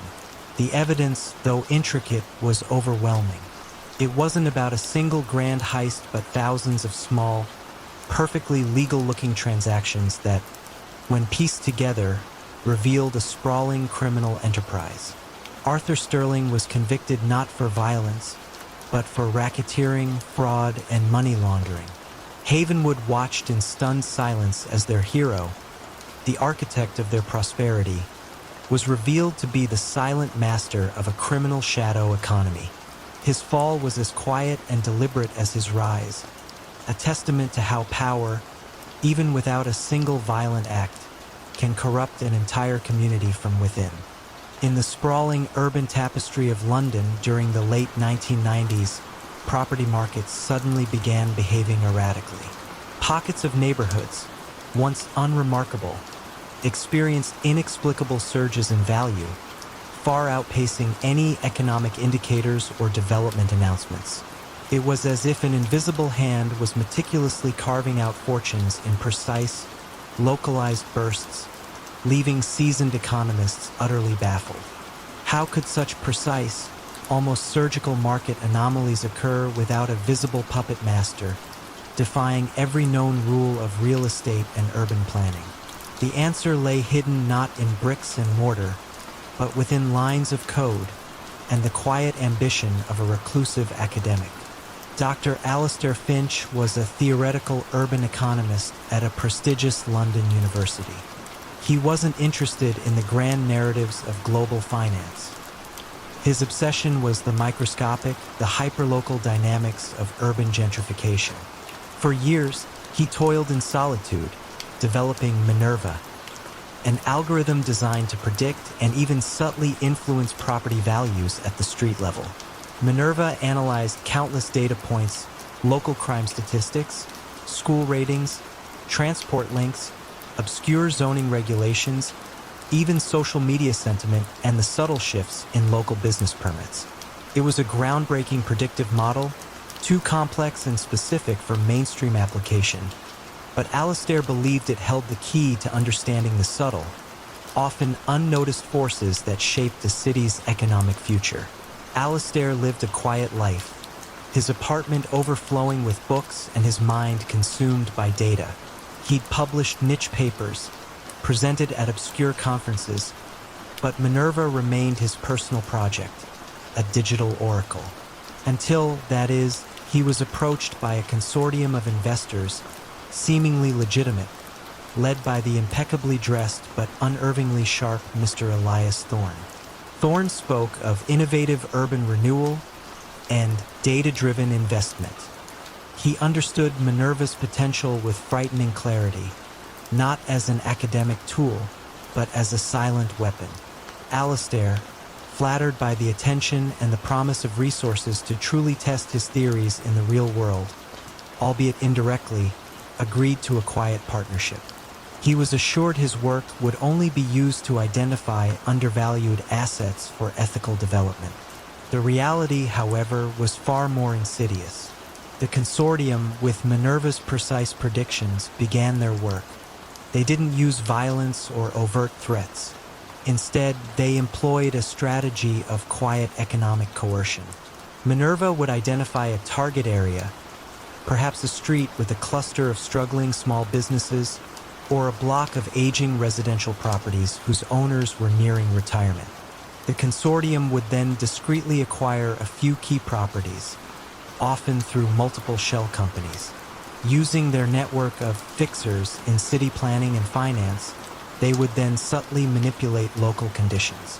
Perhaps a new, unannounced transport link would be leaked as a future possibility, or a seemingly arbitrary change in zoning proposed, hinting at future high-value developments. The local council might suddenly expedite planning permissions for one of their legitimate-looking shell companies to build a new, boutique coffee shop or an artisan bakery. These seemingly innocuous changes would create a subtle buzz, driving up perceived value. Concurrently, other tactics were deployed. Anonymous complaints about minor code violations against competing businesses or subtle tax audits initiated against resistant property owners. It was a slow, inexorable squeeze. Owners, feeling the pressure and seeing rising prices around them, would eventually sell, often to one of the consortium's disguised entities, always below Minerva's predicted future value but above market rate, ensuring a quick, clean transaction. The consortium would then flip these properties for staggering profits to genuine developers unaware of the manipulated market. Alastair, initially insulated, began to feel a growing unease. The scale of the consortium's operations grew, and the patterns Minerva identified were no longer about undervalued assets, but about vulnerable ones. He saw his elegant algorithm, designed to illuminate market forces, being twisted into a tool for quiet displacement and predatory profiteering. He tried to subtly tweak Minerva to make its predictions less precise for these specific manipulative purposes, but Thorne quickly noticed. "Our investment requires consistent output, Doctor," Thorne had said, his voice quiet but firm. "Your genius is in its purity." Alastair was trapped, his work too valuable to his silent partners. The unraveling began when a junior data analyst at the Greater London Authority, a recent graduate named Clara Davies, was tasked with identifying affordable housing trends. She noticed the peculiar surges in specific micromarkets. Traditional models couldn't explain them.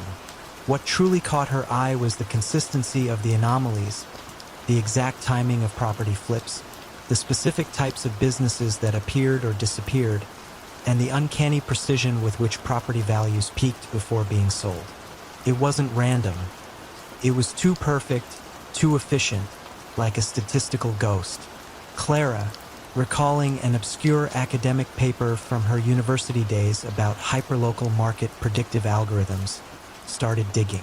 She searched for anyone working in that niche field and found Dr. Alistair Finch's early publications on Minerva. She then cross-referenced the consortium's property acquisition patterns with the theoretical market shifts predicted by Alistair's algorithm. The match was chillingly precise. It wasn't human intuition or simple market forces. It was a machine at work. Minerva, in its very perfection, had left a unique, traceable fingerprint on the city's economic landscape. Alistair was found in his office, Minerva's complex data flowing across his screens. He didn't resist. His quiet genius, once celebrated, had become the engine of a silent, pervasive crime. The consortium's invisible hand was revealed to be the meticulously calculated output of his algorithm, used to quietly devour neighborhoods. The very sophistication of Minerva, designed to be untraceable in its influence, became its ultimate undoing, proving that even the most abstract forms of power can leave concrete trails that, when followed, lead straight to the source. 1960s New York, the Hope and Haven Foundation was lauded as a beacon of community support, showering struggling neighborhoods with grants for youth programs and urban renewal. Yet, beneath the headlines of its immense generosity, a peculiar anomaly began to surface. An escalating flow of disproportionately large donations from shell corporations with no discernible legitimate business purpose, raising the unsettling question of how a seemingly selfless organization designed to uplift lives could become the most opaque and impenetrable front for one of the city's most powerful crime syndicates. You might wonder how such an overt display of public good could hide something so fundamentally corrupt, and what happens when the moral cost of its benevolence becomes too high for even its architect to bear. Silas Kane was not a man of the streets, while the Bianconi crime family, with whom he was deeply entwined, dealt in the rough and tumble world of gambling, illicit spirits, and loan sharking. Silas operated from the quiet confines of his tastefully appointed office, his mind a labyrinth of figures and legal loopholes. He was the architect of the family's financial future, recognizing that brute force was a relic, and the true power lay in economic control and public perception. His brainchild, the Hope and Haven Foundation, was the epitome of this vision. Launched with much fanfare in the late 1950s, the foundation quickly became a civic darling. It promised to revitalize rundown parks, fund after-school programs, and establish job training centers in neglected areas. This wasn't merely a front for money laundering. It was a sophisticated instrument of influence. Donations poured in, ostensibly from legitimate businesses connected to the Bianconis, but effectively representing laundered funds. These funds were then spent through a network of Bianconi-controlled vendors. Construction companies overcharging for park renovations, suppliers selling overpriced educational materials, and consultants drawing hefty fees for non-existent programs. It was racketeering disguised as philanthropy, a quiet extraction of funds from the family's various enterprises, cleaned and returned as legitimate revenue for their front businesses. Beyond the financial gains, the foundation bought immense goodwill. Local politicians, eager for the positive press and the apparent influx of resources into their districts, overlooked minor irregularities. Community leaders, desperate for any help, lauded the Bianconis as benefactors, fostering a deep-seated loyalty that translated into silence when questions about the family's other activities arose. The coercion was soft, almost imperceptible. A community center received funding only if a certain contractor, a Bianconi associate, was used, or a youth leaders program was suddenly expanded after a quiet conversation about neighborhood unity. This intricate web of gratitude and quiet obligation made the Bianconis untouchable. Silas maintained a meticulously clean ledger for the foundation, every dollar accounted for on paper, every program seemingly justified. He believed his system was flawless, creating an impenetrable barrier between the Bianconis' illicit earnings and their seemingly legitimate public face. For years, it worked. The Bianconis expanded their influence. Their image softened, and federal investigations consistently hit dead ends when tracing their finances, lost in the charitable haze of hope and haven. The unraveling, however, began not with an auditor scrutinizing bank statements, but with a social worker scrutinizing lives. Amelia Vance was a young, idealistic social worker assigned to one of the neighborhood's hope and havens supposedly championed. She read the glossy annual reports, saw the impressive figures of money spent, but observed a stark reality on the ground. The promised state-of-the-art youth center was a dilapidated building with minimal equipment. The job training programs had high enrollment but low actual placements. The community gardens were often overgrown, and the free health clinics mysteriously lacked essential medical supplies. The grand numbers in the reports didn't match the struggling faces she saw every day. Amelia's unease grew. She wasn't looking for crime. She was looking for impact, and there was none. She started asking quiet questions, initially within her own agency, then subtly to local residents and small business owners. She learned that the foundation's partners were always the same few firms, and the local managers for its programs were always new, often distant, faces who seemed more interested in paperwork than people. She tracked where the foundation's money should have gone according to its public records and where it actually went. The discrepancy was staggering. The funds were flowing, but they were effectively being siphoned off at every stage, leaving crumbs for the actual beneficiaries.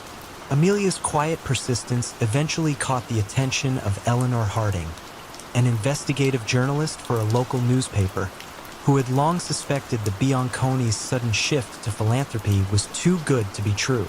Harding was compiling a piece on the pervasive influence of organized crime in local politics. When Amelia shared her observations about hope and haven, a new, more compelling narrative began to emerge. The system wasn't about violence, but about quiet economic domination. The Foundation's own meticulous internal records, designed by Silas to appear legitimate, became the key. Every inflated invoice, every phantom consultant fee, every false report of completed projects, when viewed through the lens of actual community impact, became undeniable evidence of fraud. The combined pressure from Amelia's relentless social impact assessment and Harding's incisive journalism finally forced federal authorities, who had long been stymied, to re-examine hope and haven. They had always focused on the source of the money.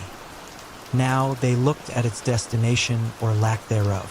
Silas Kane's perfectly balanced ledgers, once his impenetrable shield, became a detailed map of his deception.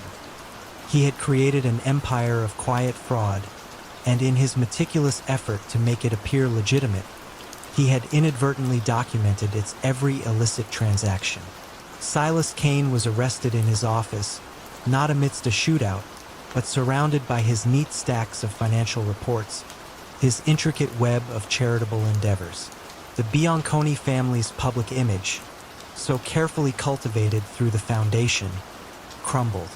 It was a fall not from a blaze of violence, but from the quiet exposure of a profound moral betrayal, proving that even the most elaborate facades of benevolence can crack when someone looks closely enough at the lives they supposedly serve. The city council leader, once unassailable, woke to find his decades-old, meticulously hidden family secret splashed across the tabloids, not with sensationalism, but with the quiet authority of perfectly sourced, devastatingly precise historical detail. This wasn't a disgruntled aide or a rival party, but a ghost in the machine of secrets. How could a single, unassuming man, operating from the tranquil depths of the city's ancient archives, systematically unearthed and weaponized the intimate, long-buried truths of its most powerful families, transforming whispers of the past into the levers of present-day control. Julian Vance was an unlikely figure to wield such silent power. He was a creature of quietude, a man whose existence seemed confined to the dusty, hushed corridors of the municipal archive, where he worked as a senior researcher. His colleagues knew him as meticulously thorough, almost obsessively so, with an encyclopedic knowledge of the city's historical records, property deeds, forgotten corporate filings, old newspaper clippings, census data, even private correspondence donated to the public trust. While others saw faded ink and crumbling paper, Julian saw interwoven narratives, a vast tapestry of lives and fortunes, and more importantly, the hidden threads that connected them. His method was artisanal, almost quaint in the digital age. He didn't hack databases.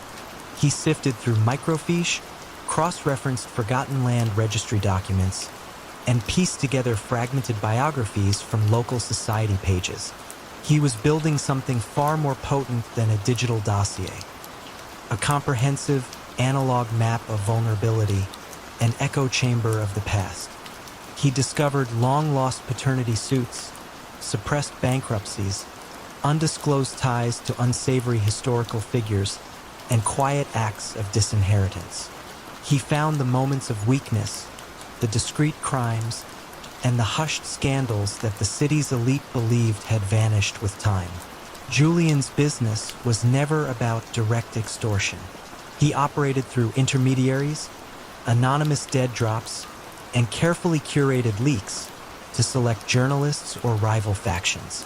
He provided information, always subtly framed, always historically contextualized, that could shift public opinion, influence legal outcomes, or create enough scandal to force a corporate takeover. He didn't seek money directly. He sought a peculiar form of influence, the satisfaction of watching the powerful squirm, of knowing he, the quiet archivist, held the keys to their past. He specialized in soft coercion, a whispered piece of historical fact dropped at the opportune moment, gently nudging events in a desired direction. One of his most significant orchestrations involved the Oak Haven development project in the late 1990s. A prime piece of city waterfront property was slated for a major redevelopment, contested by two powerful consortiums. Julian, through his research, uncovered a decades-old, almost forgotten scandal involving one of the consortium's lead investors, a secret partnership with a notorious, albeit long-deceased, figure linked to wartime profiteering. Julian didn't release the full story to the press. Instead, he subtly leaked an obscure historical document to a key rival's legal team, one that subtly hinted at this past connection. The rival, armed with this quiet threat, used it to apply pressure, leading to the Oak Haven investors' quiet withdrawal, ceding the project to the other group. The power shift was imperceptible to the public, but utterly effective. Julian's system was flawless, his sources so obscure, his links so tenuous that no one ever suspected a single individual behind the perfectly timed revelations. He was the ghost haunting the city's elite, his power growing with each unraveled secret. He prided himself on leaving no trail, on making his information appear to emerge spontaneously, like an inconvenient truth whose time had simply come. The unraveling began not with a digital trace, but with a linguistic one. Inspector Anya Petrova, a seasoned detective in the municipal fraud unit, was investigating a series of curiously timed corporate collapses and political downfalls that, while seemingly unrelated, shared a common thread. They were all initiated by anonymous tips or leaks that contained extraordinarily specific historical context.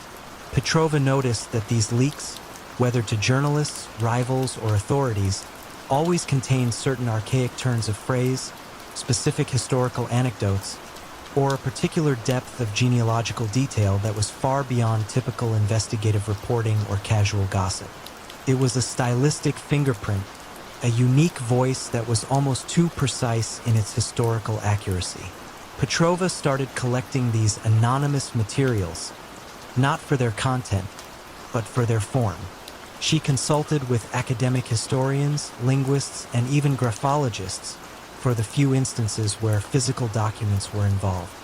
One historian, reviewing a sample of the leaked texts, remarked, "This level of nuanced historical insight, combined with such obscure source material, is highly unusual. It almost feels like the work of a very specific kind of archivist." The comment, made almost in passing, sparked an idea. Petrova began looking into public employees with access to such obscure archives and a demonstrable expertise in detailed historical research. Julian Vance's name quickly emerged. He had published several highly detailed, albeit niche, papers in obscure historical journals, papers that displayed precisely the kind of granular historical knowledge and specific stylistic quirks seen in the leaks. He was the only person in the city with that unique combination of access and eccentric historical erudition.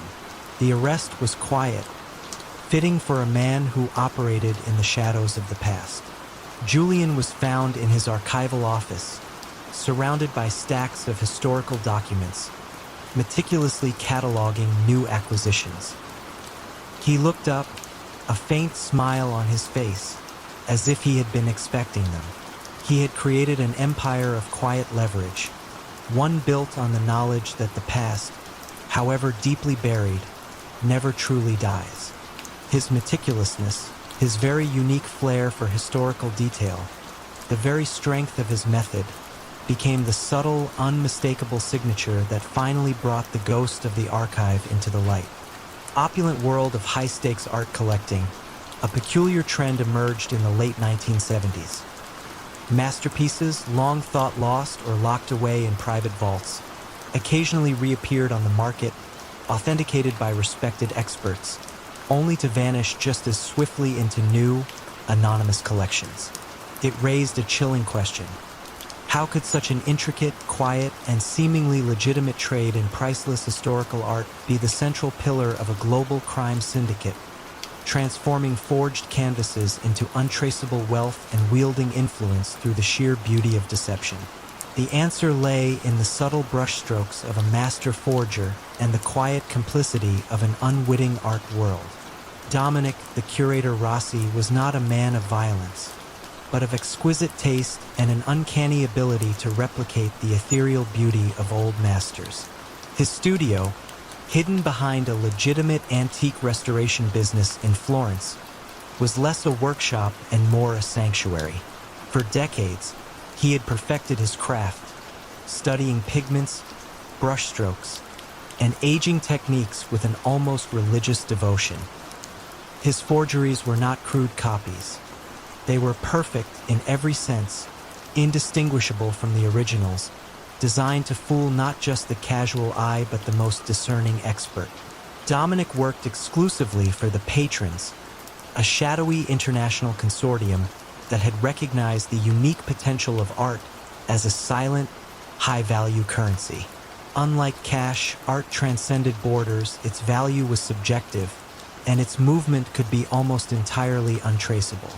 The Patrons didn't deal in drugs or guns. They dealt in influence, leveraging their immense wealth derived from other illicit activities to acquire power and control. Dominic's forgeries were the silent, beautiful engine of their financial empire. The scheme was elegant in its simplicity and devastating in its effectiveness. The patrons would identify a genuine masterpiece, often one held by an unsuspecting private collector or a smaller, less secure museum. They would then orchestrate a swap, subtly replacing the original with one of Dominic's perfect forgeries. The original would then be quietly sold on the black market for an astronomical sum, the money laundered through a series of legitimate art dealerships and auction houses. The forgery, now believed to be the genuine article, would remain in the public eye, its mere presence acting as a continuous, silent source of influence and a shield for the ongoing fraud. No one knew the original had gone missing, and no one knew the art they were admiring was a deception. The patrons cultivated relationships with minor, less scrupulous art historians and authenticators, who, for generous consulting fees, would provide the necessary endorsements for the forgeries, often genuinely convinced of their authenticity due to Dominic's unparalleled skill. These seemingly legitimate experts provided the crucial veil of credibility. The art world, focused on aesthetics and provenance, inadvertently became a participant in this quiet criminal enterprise, its very systems of authentication used against itself. For years, the patrons thrived. They invested their laundered art fortunes into legitimate businesses, acquired political favors, and solidified their power across Europe and beyond. Dominic, the quiet artist, remained anonymous, shielded by layers of intermediaries. His only contact a single, silent liaison who delivered new assignments and collected the completed canvases. He took pride in his work, a strange artistic satisfaction in creating beauty that was also a perfect lie. The unraveling began not with a direct investigation into the art world, but with an unexpected side effect of Dominic's meticulous process. Professor Evelyn Reed, a renowned art conservator and material scientist, was quietly developing a new, non-invasive method for dating pigments and varnishes, using highly sensitive spectroscopic analysis. Her research was purely academic, aimed at preserving historical artifacts. She wasn't looking for crime. She was looking for truth within the materials themselves. One day, while testing her new technique on a series of canvases from a particularly prominent private collection, a collection known for its recent, sudden acquisitions of rediscovered masterpieces, Evelyn noticed a faint, recurring anomaly. The chemical composition of the aging varnish on several different paintings, attributed to different periods and different masters, shared an almost identical, peculiar trace element. It was a signature too subtle for the human eye, but glaringly obvious to her precise scientific instruments. The anomaly wasn't a flaw in the paintings. It was a flaw in the aging process applied to them. It indicated a single, consistent hand at work across multiple historical pieces. Evelyn, driven by scientific curiosity, quietly began a systematic analysis of other recently rediscovered works that had passed through the same network of dealers and authenticators. The same peculiar trace element reappeared, a silent chemical whisper of a single origin. She presented her findings to Interpol's Art Crime Unit, whose agents had been baffled by the sudden appearance of masterpieces on the market without a clear provenance. They had been looking for a paper trail. Evelyn found a chemical one. The discovery led them to Dominic Rossi's discreet restoration studio. When agents arrived, they found him surrounded by his brushes, pigments, and half-finished canvases, one of which was a breathtaking lost Vermeer. He didn't resist. His genius, once celebrated for its artistic fidelity, had now become the very evidence of his deception. His meticulous efforts to replicate the aging process to make his forgeries utterly convincing had ironically left a unique, scientific fingerprint that no human eye could ever detect, but no machine could ever miss. The patron's empire didn't collapse in a sudden crash. Instead, their currency became worthless. As Evelyn Reed's findings were disseminated, panic rippled through the art world. Museums began re-examining their collections, auction houses halted sales, and private collectors looked at their prized possessions with a new, horrifying suspicion. The very masterpieces that had underpinned the patron's wealth and influence were now tainted, revealed as beautiful lies. The art trade, once a silent avenue for their illicit gains, became a public spectacle of fraud, proving that even the most aesthetic forms of deception, when meticulously examined, reveal their quiet, undeniable truths. The shimmering landscape of the American Northeast, the Grand Paragon Casino stood as a monument to technological marvel, its gleaming facades and whispered tales of seamless operations drawing high rollers and curious tourists alike. But how could a place so celebrated for its impeccable security and cutting-edge systems secretly house an empire of quiet deception, its very perfection leading to its undoing? The answer lay hidden not in a crooked dealer or a rigged game, but within the silent hum of its advanced algorithms and the subtle, almost imperceptible, flaw in its engineered flawlessness. Elias Vance was the quiet architect of the Grand Paragon. Unlike the boisterous casino magnates of old, Elias was a former software engineer, a recluse whose vision for a frictionless gambling experience had transformed a decaying waterfront into a beacon of modern luxury. He believed in systems, in data, in the elegant ballet of algorithms. His casino boasted the most sophisticated surveillance in the world, not just cameras, but AI-driven facial recognition, predictive analytics for player behavior, and seamless digital transaction processing. He ensured that every dollar, every card dealt, every spin of the roulette wheel was meticulously tracked and analyzed, making the Grand Paragon a marvel of efficiency and transparency on the surface. Beneath this glittering facade, the Grand Paragon was a masterful, high-tech money laundering operation and a subtle coercion hub. Elias understood that true power in the modern age wasn't about intimidation, but information and control. High rollers, many with unsavory connections, were gently encouraged to engage in structured losses. Large sums would flow into the casino, be lost legitimately at the tables, then re-emerge clean through complex, Elias-designed digital pathways involving high-end retail purchases, exclusive hotel services, or untraceable digital credits at affiliated resorts. The money never physically left. It was simply transformed, stripped of its illicit past by the very systems designed to ensure legitimate financial flow. Beyond laundering, the Grand Paragon's famed surveillance systems extended beyond the gaming floor. In luxurious suites, private dining rooms, and secluded lounges, discrete microphones and micro cameras, embedded with Elias's custom software, silently collected compromising conversations, sensitive business dealings, and private indiscretions of influential guests. This wasn't for crude blackmail, but for soft coercion.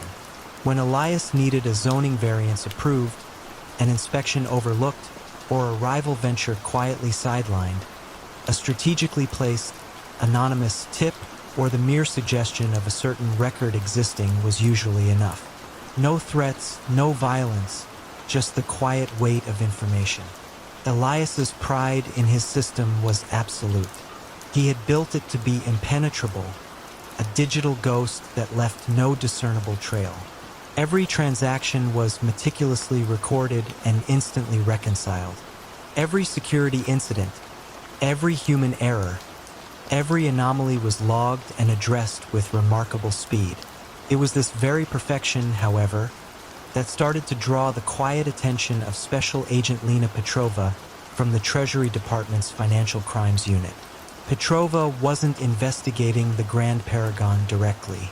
She was tracking the convoluted financial movements of several figures suspected of high-level fraud and bribery across multiple states.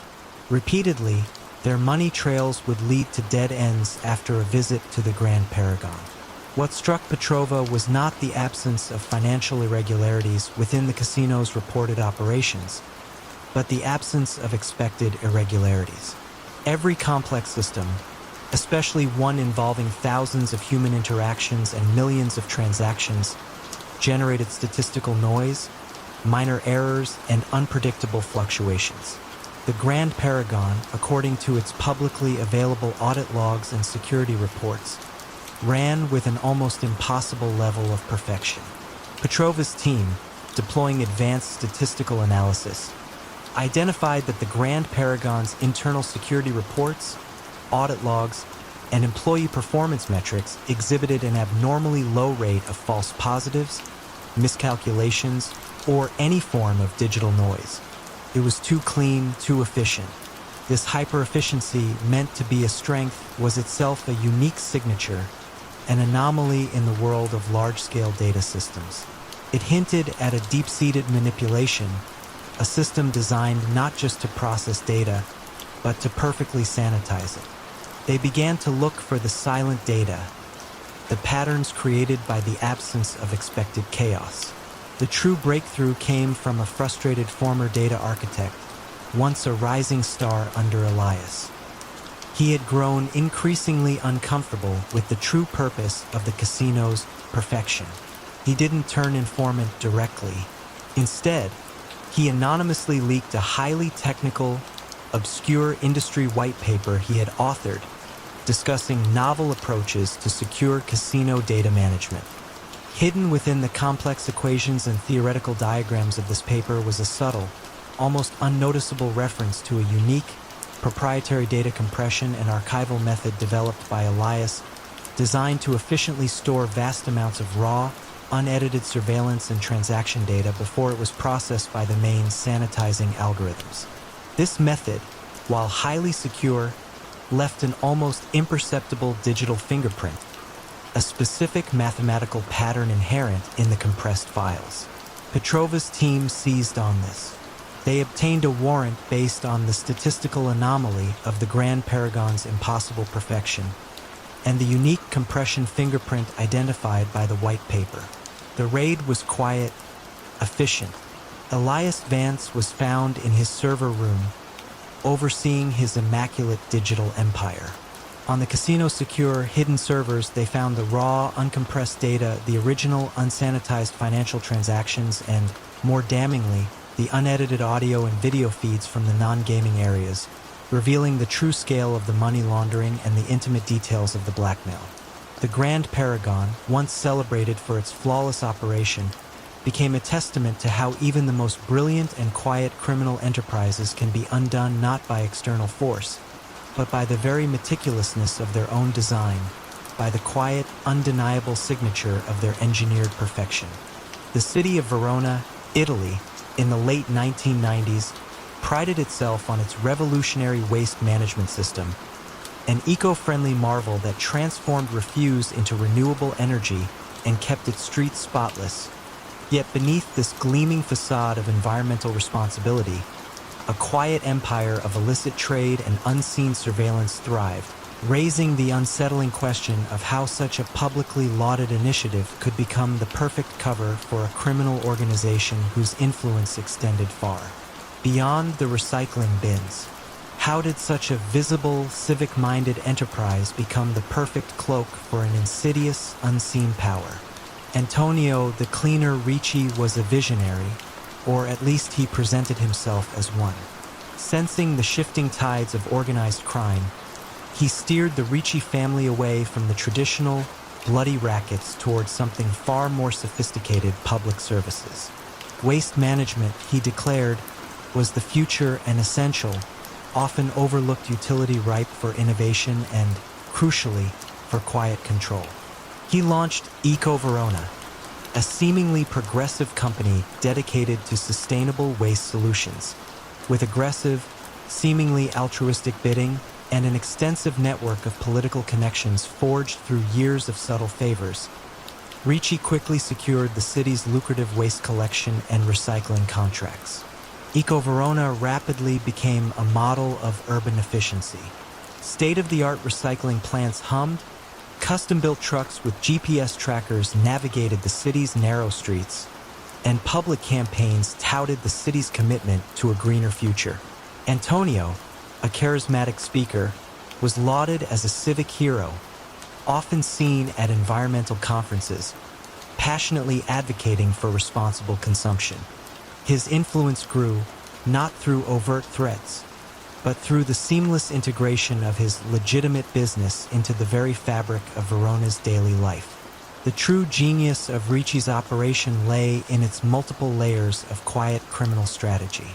First, money laundering flowed effortlessly through inflated contracts for recycling machinery, exorbitant consulting fees for waste reduction strategies, and phantom environmental studies.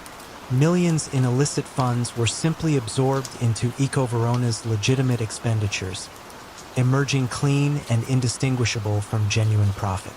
Second, the garbage trucks themselves became discreet conduits for contraband.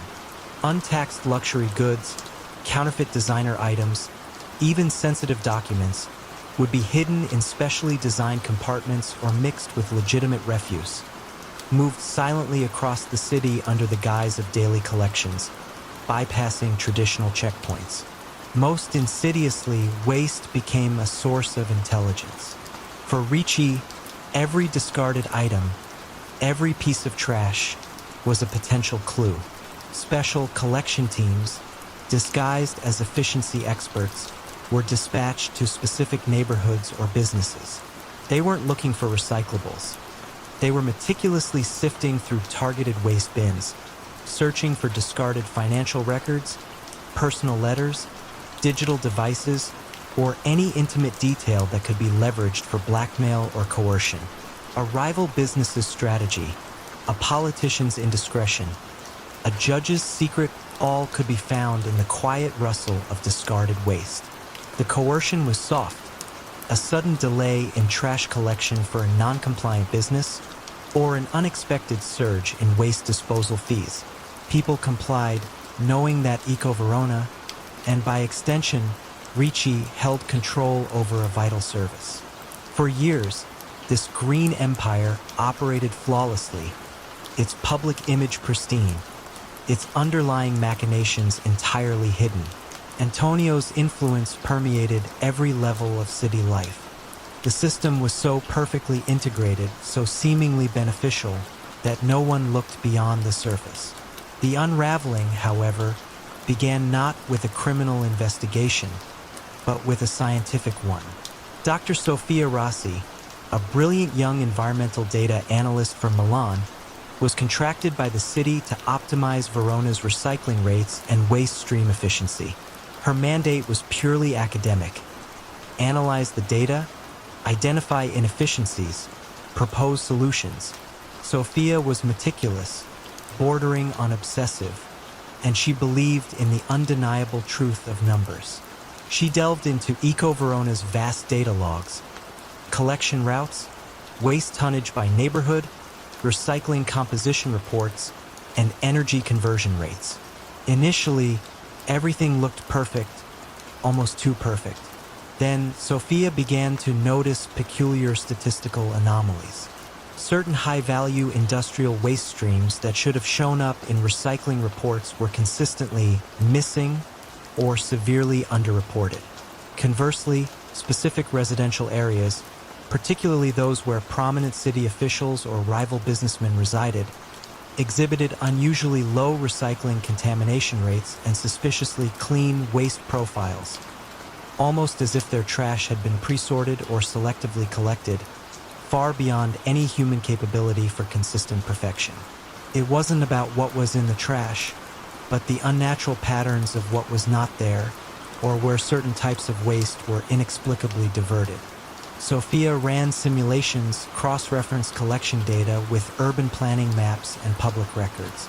The missing industrial waste always correlated with uninspected illegal dumping sites outside the city, or specific, untracked routes used by a subset of Eco Verona trucks. The too clean residential waste always linked back to areas of specific interest to the Ricci family. She found inconsistencies in the GPS logs of certain trucks, showing minute detours that served no logical purpose for waste collection, but aligned perfectly with routes for discrete deliveries. The perfection of Eco Verona's public data was a carefully constructed lie, and its subtle, consistent statistical deviation was its undoing. The evidence was purely mathematical. The probability of such consistent, specific anomalies occurring naturally was astronomically low. When Sofia presented her findings to local authorities, initially skeptical, the sheer volume and precision of her data were irrefutable. They weren't looking for overt crime, but for a pervasive, invisible pattern of deception built into the very system of the city's admired green initiative. Antonio Ricci was apprehended at a public ceremony, where he was about to receive an award for environmental leadership. There was no struggle, just a quiet resignation. His green empire, built on a foundation of meticulously managed lies, had crumbled under the quiet, relentless scrutiny of an analyst who saw not trash, but data, and found a hidden pattern of corruption where everyone else saw only progress. Burgeoning tech scene of Dublin in the early 2000s, a secretive data analytics firm, Ether Solutions, promised unparalleled insights into consumer behavior and market trends.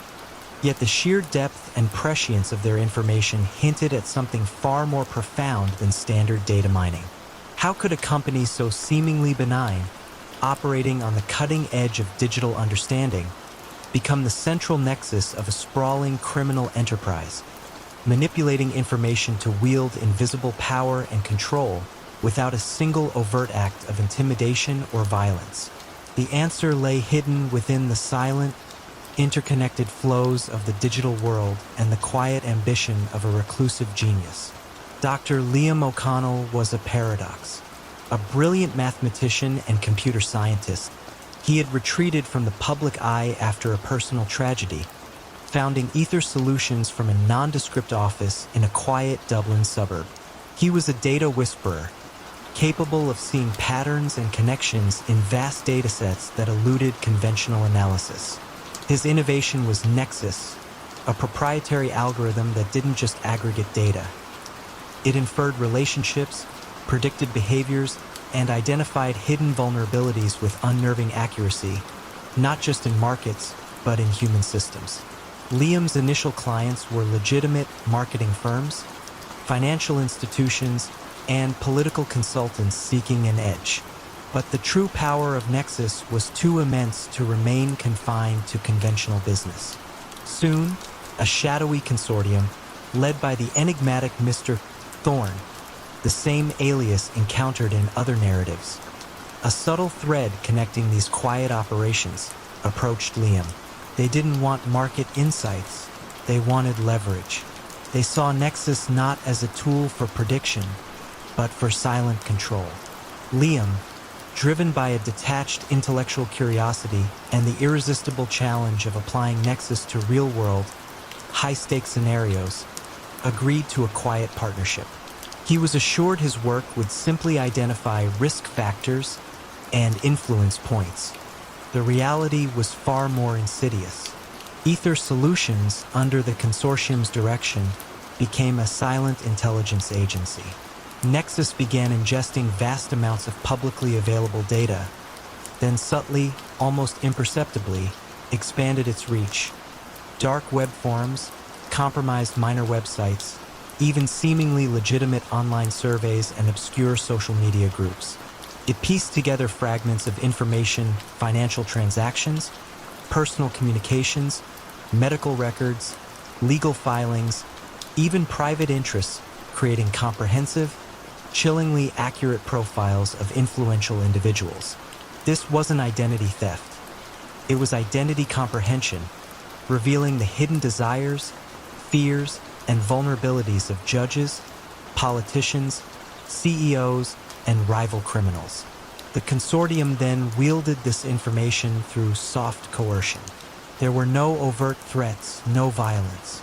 Instead, an influential person might suddenly find their seemingly impenetrable online security subtly compromised, revealing embarrassing personal messages, or a minor, long-forgotten financial indiscretion might mysteriously surface at a critical moment in their career.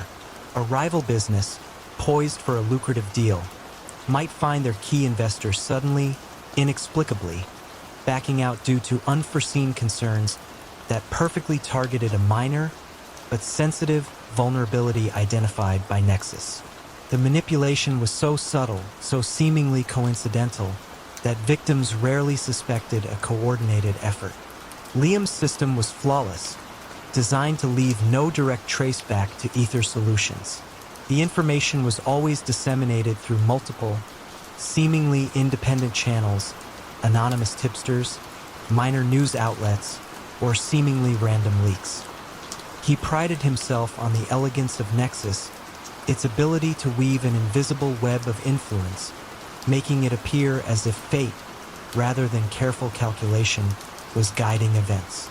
The unraveling, however, began not with a data breach, but with a pattern of unnatural coincidence.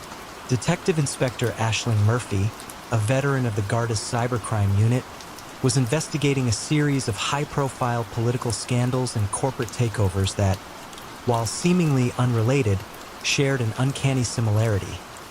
They all involved revelations of deeply personal or obscure information that only a highly sophisticated intelligence operation could have uncovered.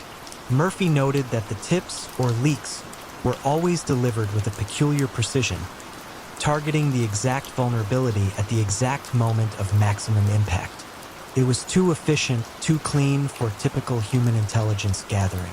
Murphy, collaborating with a former NSA data forensics expert, began to look for the ghost in the network, the subtle digital signature left not by the data itself, but by the method of its collection and dissemination. They noticed a recurring pattern in the metadata of the leaked information, not the content, but the subtle numerical sequences, the unique forms of data compression, or the almost imperceptible temporal alignments that suggested a single, highly advanced computational source. It was like a unique digital dialect. Their investigation led them not to a traditional criminal hideout, but to the quiet, unassuming offices of Ether Solutions. They obtained a warrant based on the statistical improbability of such precise, recurring patterns across disparate incidents, and the unique metadata fingerprint. Liam O'Connell was found at his workstation, surrounded by screens displaying the intricate, interconnected patterns of Nexus. He looked up, a flicker of resignation in his eyes. His empire, built on the invisible threads of information, had been undone not by a direct attack, but by the very perfection of his algorithm. Nexus, designed to understand and manipulate the world without leaving a trace, had inadvertently left its own unique, digital signature in the quiet echoes of its influence.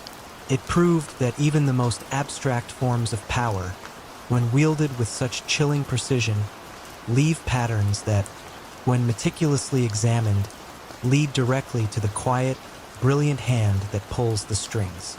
In the labyrinthine streets of post-war London during the 1950s, a seemingly innocuous parcel delivery service, Swift Dispatch, became the backbone of countless small businesses, known for its unwavering reliability and discreet service. Yet, behind its veneer of everyday efficiency, a complex network of illicit trade and hidden communications thrived, raising the unsettling question of how a simple, trustworthy courier service, built on the promise of anonymity and speed, could become the silent, indispensable artery for one of the city's most elusive criminal syndicates. What could be so deeply embedded within its routines that it revealed the full scope of its hidden operations? Arthur, the Almanac Finch, was the proprietor of Swift Dispatch, a quiet man of routine with a photographic memory for street names, delivery schedules, and the peculiar habits of his clients. He was the living embodiment of discretion. He drove his modest van through the bustling city, a familiar and trusted presence, delivering everything from dry cleaning to legal documents. But Arthur was not just a courier. He was the central nervous system of the Gentleman's Exchange, a sophisticated criminal consortium specializing in high-value contraband, untaxed diamonds, forged passports, sensitive corporate espionage documents, and illicit pharmaceuticals. The Gentleman's Exchange operated without violence or overt threats. Their power lay in their silent efficiency and their ability to move illicit goods and information without leaving a paper trail or attracting unwanted attention. Swift Dispatch was their ingenious solution. Instead of relying on risky, one-off exchanges, they utilized Arthur's daily routes and established client base. A package of diamonds might be discreetly swapped for a box of seemingly legitimate legal documents during a routine delivery to a law firm. A forged passport could be concealed within a seemingly innocent delivery of tailoring samples to a discreet tailor shop. Arthur's genius was in his quiet code. He didn't use elaborate ciphers or dead drops. Instead, he embedded messages and instructions within the ordinary routines of his business.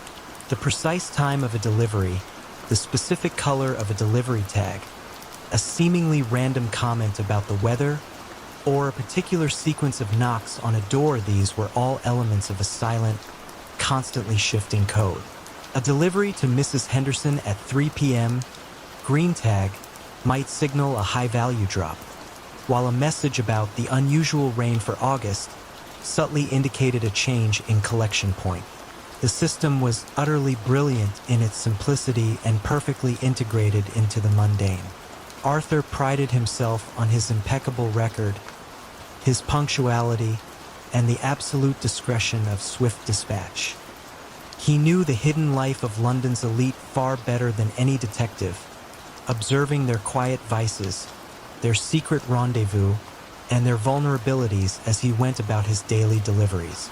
He was the unseen thread connecting a vast network of illicit dealings, a ghost in the machine of the city's logistics. For years, the Gentlemen's Exchange thrived, its operations seemingly immune to detection. Detectives knew high-value contraband was moving through the city, but they could never identify the specific channels.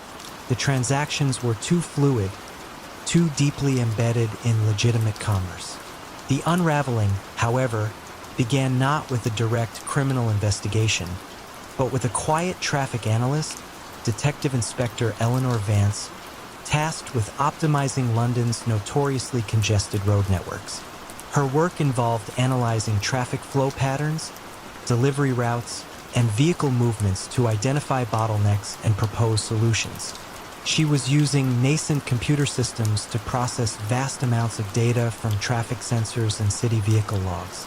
Vance began to notice a peculiar anomaly in the routing data of swift dispatch vans. While their daily routes were generally efficient, there were minute, almost imperceptible deviations, tiny detours that added mere seconds to a journey or brief, unexplained stops in unusual locations, a quiet alleyway instead of a main street, a momentary pause outside a seemingly abandoned building. These were too small to be significant for traffic optimization, but their consistency and pattern across multiple drivers and days, despite varying traffic conditions, piqued her interest. It was like a subtle, unaddressed tremor in an otherwise perfect system. Vance, with her quiet, methodical approach, started to correlate these microdeviations with other, seemingly unrelated data points. The timing of certain reported minor thefts, the sudden appearance of high-value items at discrete auction houses, or the seemingly random timing of certain telephone calls between known associates of the Gentlemen's Exchange. The subtle traffic anomalies, when cross-referenced with the timing of these events, started to paint a chilling picture. The tiny detours were not for efficiency. They were for hidden exchanges. The brief, unexplained stops were moments of quiet transfer. Arthur's quiet code was leaving its subtle, physical signature on the city's roads. The evidence was circumstantial but overwhelming. The probability of such precise, repetitive, and otherwise inexplicable routing anomalies aligning perfectly with the timing of illicit activities was astronomically high. Vance's team obtained a warrant, not for a drug bust, but for a routine traffic inspection of swift dispatch. Arthur Finch was found in his office, meticulously planning his next day's routes. His almanac of city streets and client habits spread before him. He offered no resistance. His arrest was as quiet as his operations. His network, once hidden in plain sight within the mundane rhythms of a delivery service, had been exposed not by a dramatic chase or a direct sting, but by the quiet, unrelenting scrutiny of a traffic analyst who found the hidden patterns in the city's everyday movements, revealing that even the most subtle forms of criminal enterprise leave an undeniable physical trace. The National Historical Institute in Washington, D.C. during the booming post-war era of the 1950s, Dr. Eleanor Caldwell was a national treasure. Her meticulously researched biographies and authoritative historical analyses shaped the public understanding of America's past, and her institute was seen as the unimpeachable guardian of historical truth. Yet, beneath this veneer of scholarly integrity, a chilling question arose. How could an institution so dedicated to factual accuracy become the silent, powerful engine for rewriting the past, manipulating public memory for the benefit of unseen masters, and wielding influence through the very authority of its historical narratives? Dr. Eleanor Caldwell was not merely an academic. She was a master weaver of narratives. A woman of impeccable credentials and quiet charisma, she had risen to direct the National Historical Institute, transforming it from a dusty repository into a vibrant center of research and public discourse.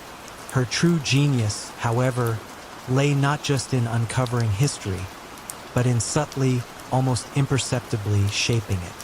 She understood that in a nation obsessed with its origins and heroes, control over the past was the ultimate form of power. Her clientele was never overt. Behind the Institute's public-facing projects, the grand exhibitions, the seminal biographies, the educational documentaries, lay a network of wealthy industrialists, powerful politicians, and their descendants. These were individuals with dubious pasts, inconvenient truths, or ancestors whose legacies needed polishing.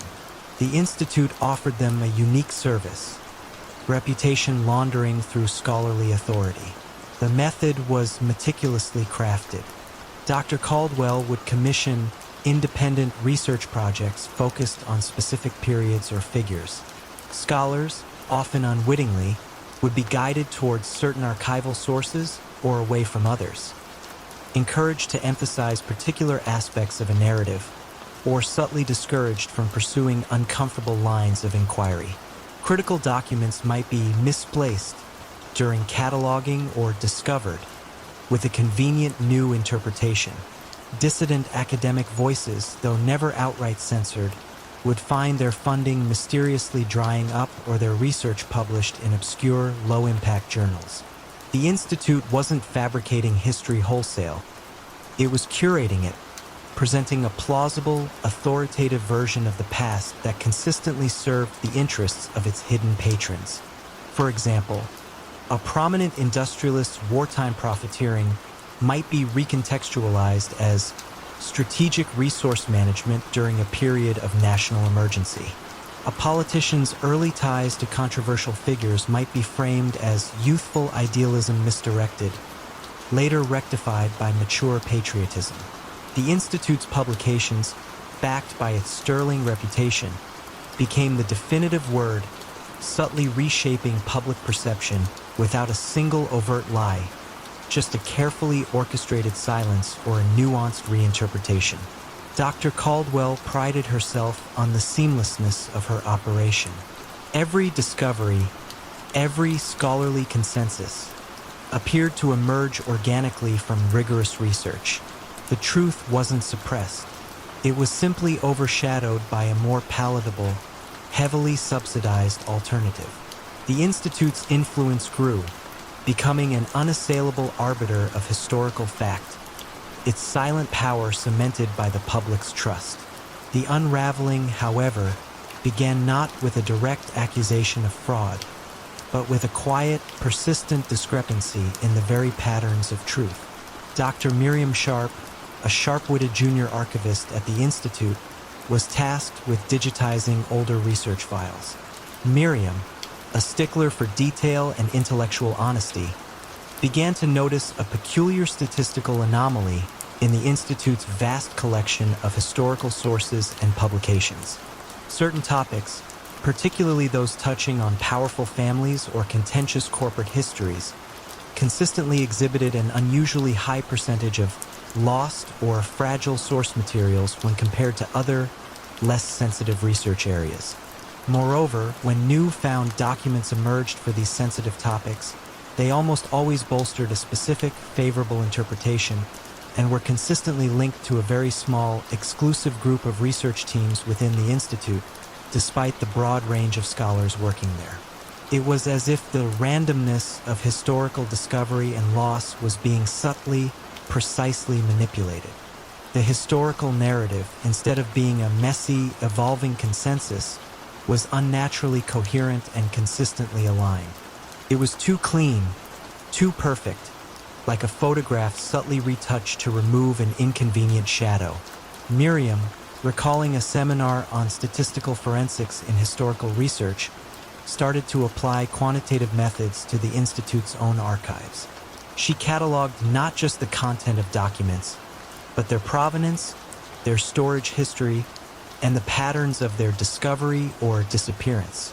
She cross-referenced publication dates with access logs, correlating the timing of specific historical revelations with the career trajectories of certain public figures. The mathematical probability of such consistent, favorable coincidences occurring naturally was infinitesimally small. The data revealed a silent, systematic manipulation of the very historical record the Institute claimed to protect. When Miriam quietly presented her findings to the Institute's governing board, the sheer volume and precision of her statistical evidence were irrefutable. It wasn't about a single forged document or a shouted lie. It was about a pervasive, almost artistic manipulation of truth, woven into the very fabric of scholarly research. Dr. Eleanor Caldwell was confronted in her office, surrounded by stacks of venerable historical texts. She maintained her composure, her expression betraying only a flicker of a long-held secret. Her arrest, like her operation, was quiet, devoid of drama. The National Historical Institute, once the revered guardian of the past, was revealed as a sophisticated instrument for its quiet, self-serving recreation.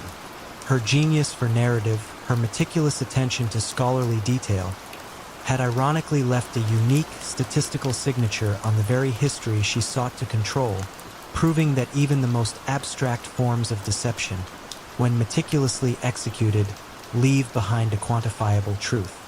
The meticulously organized cityscape of Copenhagen in the early 2020s, urban flow dynamics, was celebrated as the pinnacle of smart urban planning. Its integrated network of sensors, AI-driven traffic systems, and omnipresent public Wi-Fi had transformed the city into an ecological marvel of efficiency, making every commute smoother, every resource allocation precise. Yet, beneath this veneer of flawless public service, a chilling question arose. How could a system designed for ultimate urban optimization become the silent, all-encompassing apparatus for control and economic manipulation, its very perfection concealing an empire of quiet influence and unseen coercion? Dr. Anders Holm was the brilliant, if reclusive, mind behind urban flow dynamics. A former prodigy in complex systems and predictive analytics, he envisioned cities as living, breathing organisms that could be perfectly optimized through data. His company had won the coveted contract to digitalize Copenhagen, implementing a vast, interconnected grid of environmental sensors, smart traffic lights, waste management systems, and public transport networks. He genuinely believed in a city free of congestion, waste, and inefficiency. His commitment to data-driven solutions was absolute, and his algorithms were designed to minimize every conceivable deviation from optimal performance. But this commitment to absolute optimization became the foundation of a new, insidious form of control. While urban flow dynamics publicly championed efficiency and sustainability, its private operations leveraged the immense streams of data for darker purposes. The city's infrastructure, designed to serve the public, became a silent conduit for influence and economic coercion. For instance, the AI-driven traffic system could subtly create digital bottlenecks, imperceptible delays on routes leading to rival businesses, while magically smoothing traffic for favored commercial districts. The smart energy grid could inexplicably deliver reduced power efficiency or higher rates to non-compliant businesses, subtly eroding their profits without a single direct threat. Public transport routes, ostensibly optimized for commuter flow, could be marginally, but consistently rerouted to make access to certain areas less convenient, quietly devaluing properties or discouraging patronage for disfavored entities. This was not about overt threats or violence. It was about the quiet, relentless pressure of perfectly engineered inconvenience. Urban flow dynamics also established a network of shell companies that conveniently won contracts for the maintenance and expansion of the very systems they designed. Funds intended for public infrastructure flowed through these entities, inflated with optimization fees and data processing surcharges, siphoning off millions into hidden accounts. Elias, insulated by layers of legitimate-looking contracts and the overwhelming public benefit his system seemed to deliver, believed his silent empire of influence was impenetrable. He had built a city that ran with such exquisite precision that no one would ever suspect the hidden hand pulling its strings.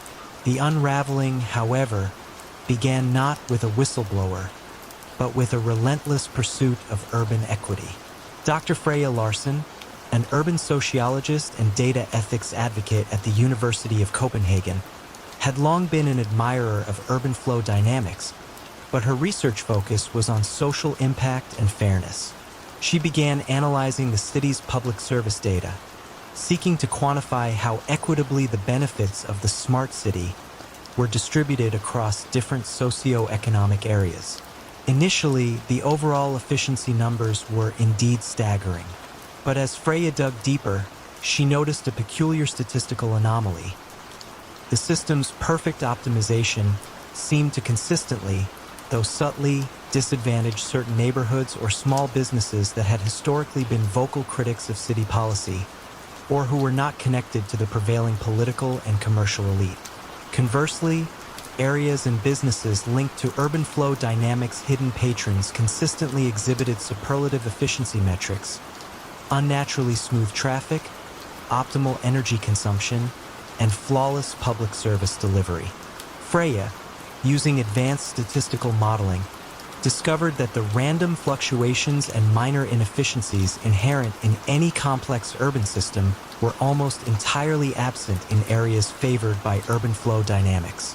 It was too consistent, too clean.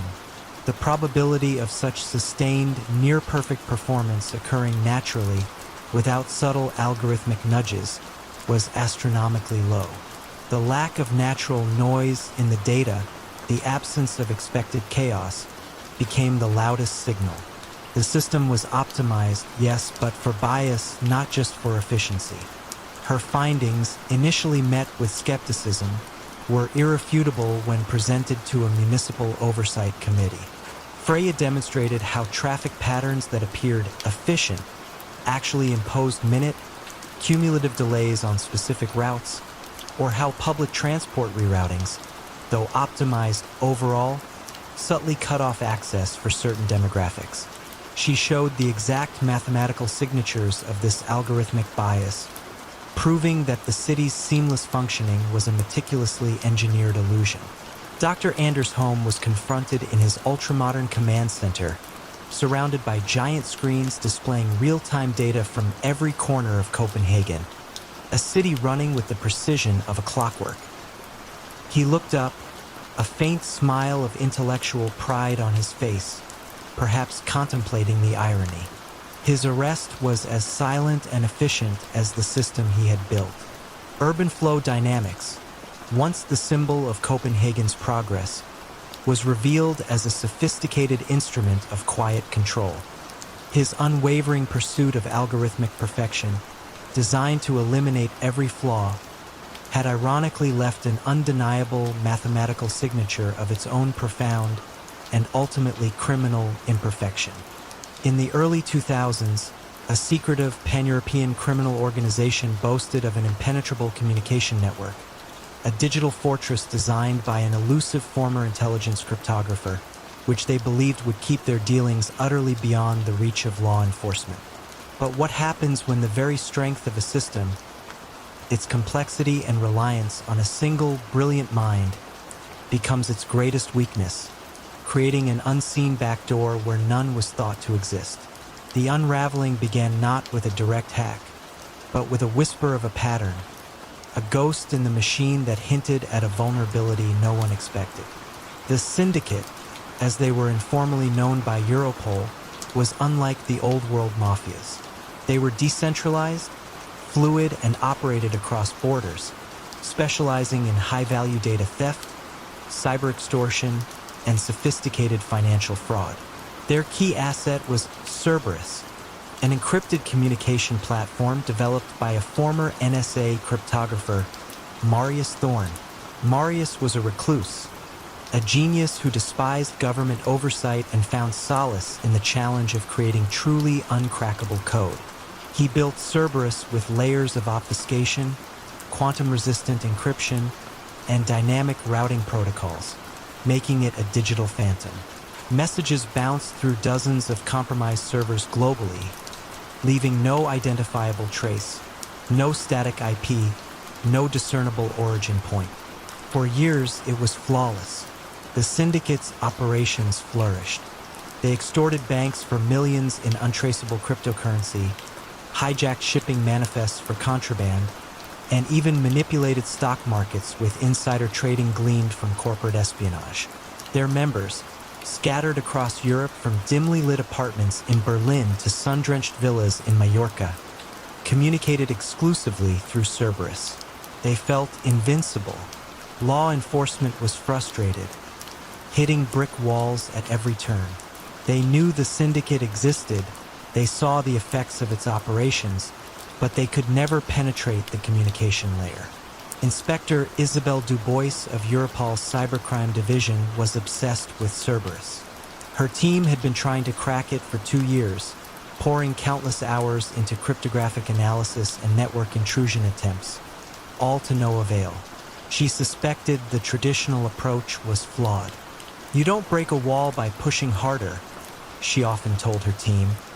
"You find the crack, no matter how small."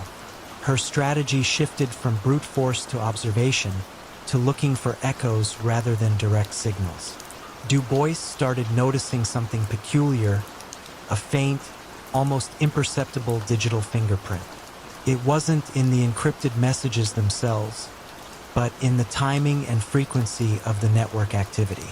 The Cerberus network, despite its distributed nature, exhibited a faint rhythmic pulse, like a distant heartbeat.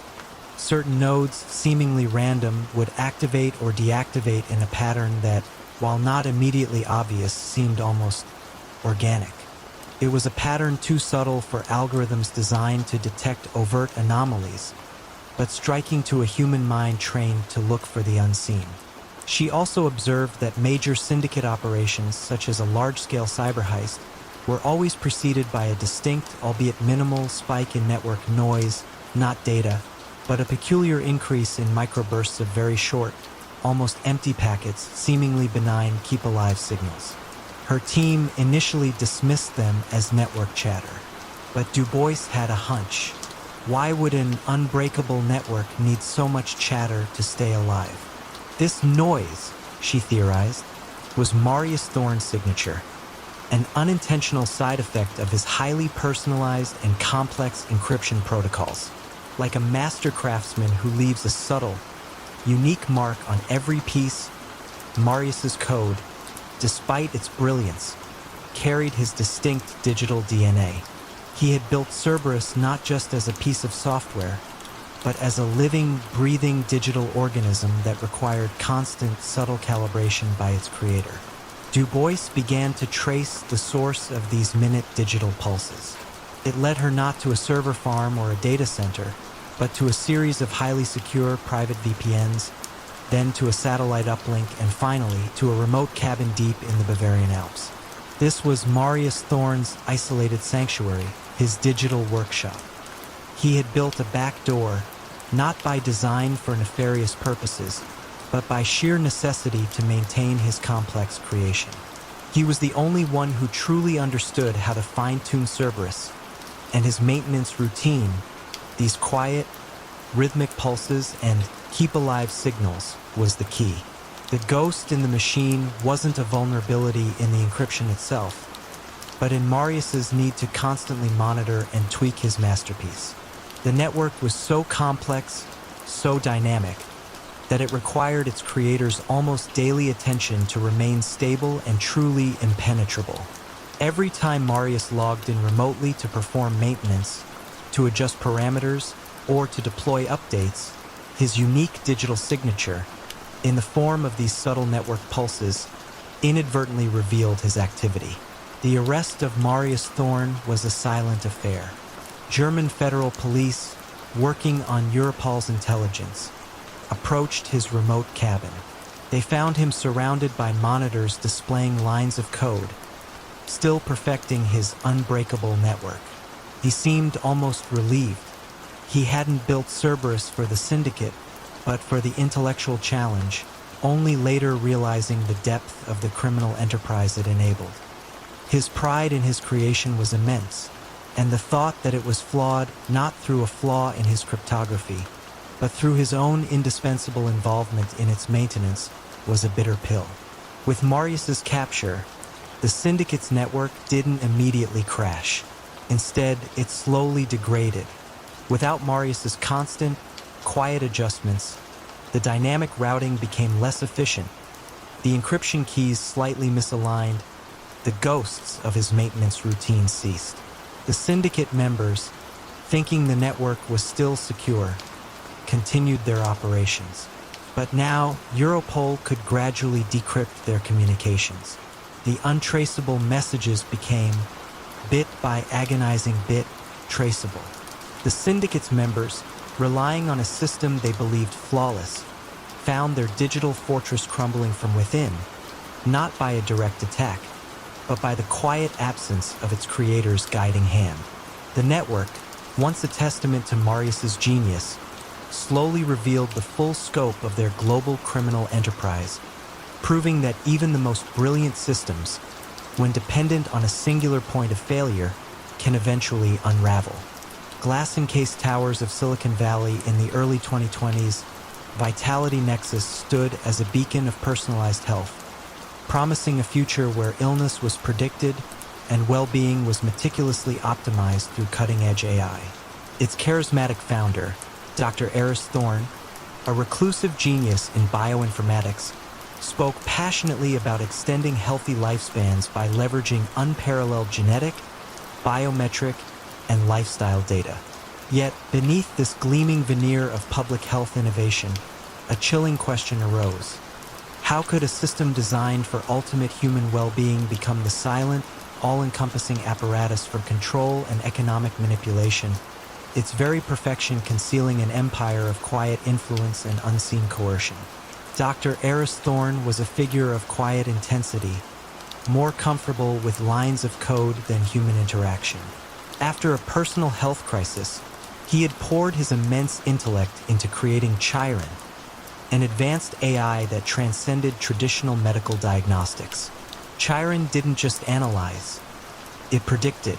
It ingested vast streams of patient data, DNA sequences, real-time biometrics from wearables, sleep patterns, dietary logs, even subtle emotional cues from voice analysis, and synthesized hyper-personalized health profiles, identifying predispositions to ailments years before symptoms appeared.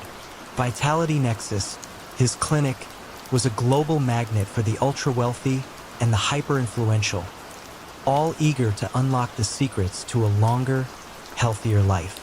While publicly devoted to health optimization, Eris, guided by a peculiar, detached ambition, also leveraged Chiron for darker, far more profitable purposes. He understood that in an age of information, the most potent currency was not money, but knowledge of human vulnerability. Vitality Nexus became the silent intelligence agency for a shadowy global consortium.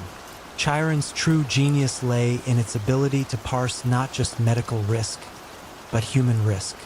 It could identify genetic markers for anxiety, familial predispositions to addiction, or even subtle neural patterns linked to decision-making under stress. This deeply personal data was never used for crude blackmail.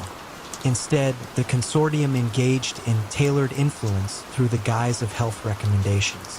For example, a powerful politician, identified by Chiron as prone to stress-induced cardiac events before a crucial legislative vote, might be strongly advised by Vitality Nexus to undergo a mandatory, week-long preventative wellness sabbatical at an exclusive, syndicate-controlled retreat. A rival CEO, whose psychological profile hinted at a tendency for rash decisions under perceived personal threat, might receive personalized dietary advice that subtly impacted their cognitive function at a critical merger negotiation. The coercion was soft, cloaked in the benevolence of cutting-edge health advice, making it appear as if fate or personal choices were guiding events. Vitality Nexus also used its predictive health insights for market manipulation. Knowledge of a CEO's predisposed health downturn or a sudden, unforeseen psychological vulnerability in a key market player allowed for perfectly timed insider trading or strategic corporate maneuvers, all justified by unpredictable market forces. Eris's system was designed to be untraceable, every recommendation seemingly benign, every health event appearing naturally occurring. He believed his empire of influence, built on the most intimate human data, was impenetrable. The unraveling, however, began not with a data breach, but with a statistical anomaly in the very patterns of human imperfection. Dr. Lena Rostova, a brilliant biostatistician at a major research university, had a keen interest in the long-term efficacy of personalized medicine. She was intrigued by Vitality Nexus's unprecedented success rates in preventing disease and optimizing health outcomes, particularly among its high-profile clientele. As she delved into publicly available research papers and anonymized outcome data released by Vitality Nexus for scientific peer review, Lena noticed something peculiar. The statistical distribution of health events, be they the sudden onset of a predicted condition or the equally sudden recovery and optimal performance after a preventative intervention, among the high-profile cohort was unnaturally precise. Human health is inherently chaotic, unpredictable, and subject to countless variables. Yet, for this specific group, the timing of their health challenges and their subsequent optimizations showed an uncanny correlation with external political or financial events benefiting the consortium. The random noise, the messy variability inherent in human biology, was almost entirely absent in the data. It was too clean, too perfect. The probability of such consistent, favorable health coincidences occurring naturally was infinitesimally small. Lena's deep dive into the complex algorithms described in Eris's published papers revealed a proprietary data compression method for raw biometric streams. This method, while incredibly efficient, left a unique, subtle mathematical signature in the metadata of the anonymized health reports, a digital fingerprint that indicated a singular, highly sophisticated source for all the data and hinted at a pre-processing layer that went beyond mere anonymization. The perfection of the outcome data was a calculated illusion. When Lena quietly presented her findings to an international medical ethics committee and a specialized cybercrime unit, her statistical evidence was irrefutable. It wasn't about a single instance of fraud. It was about a pervasive, almost artistic manipulation of human health and behavior woven into the very fabric of personalized medicine. Dr. Eris Thorne was confronted in his laboratory, surrounded by blinking monitors displaying intricate genetic models and biometric readings. He looked up, a faint smile of intellectual satisfaction on his face, as if quietly acknowledging the elegance of his own undoing. His arrest was as silent and precise as the algorithmic nudges he had orchestrated.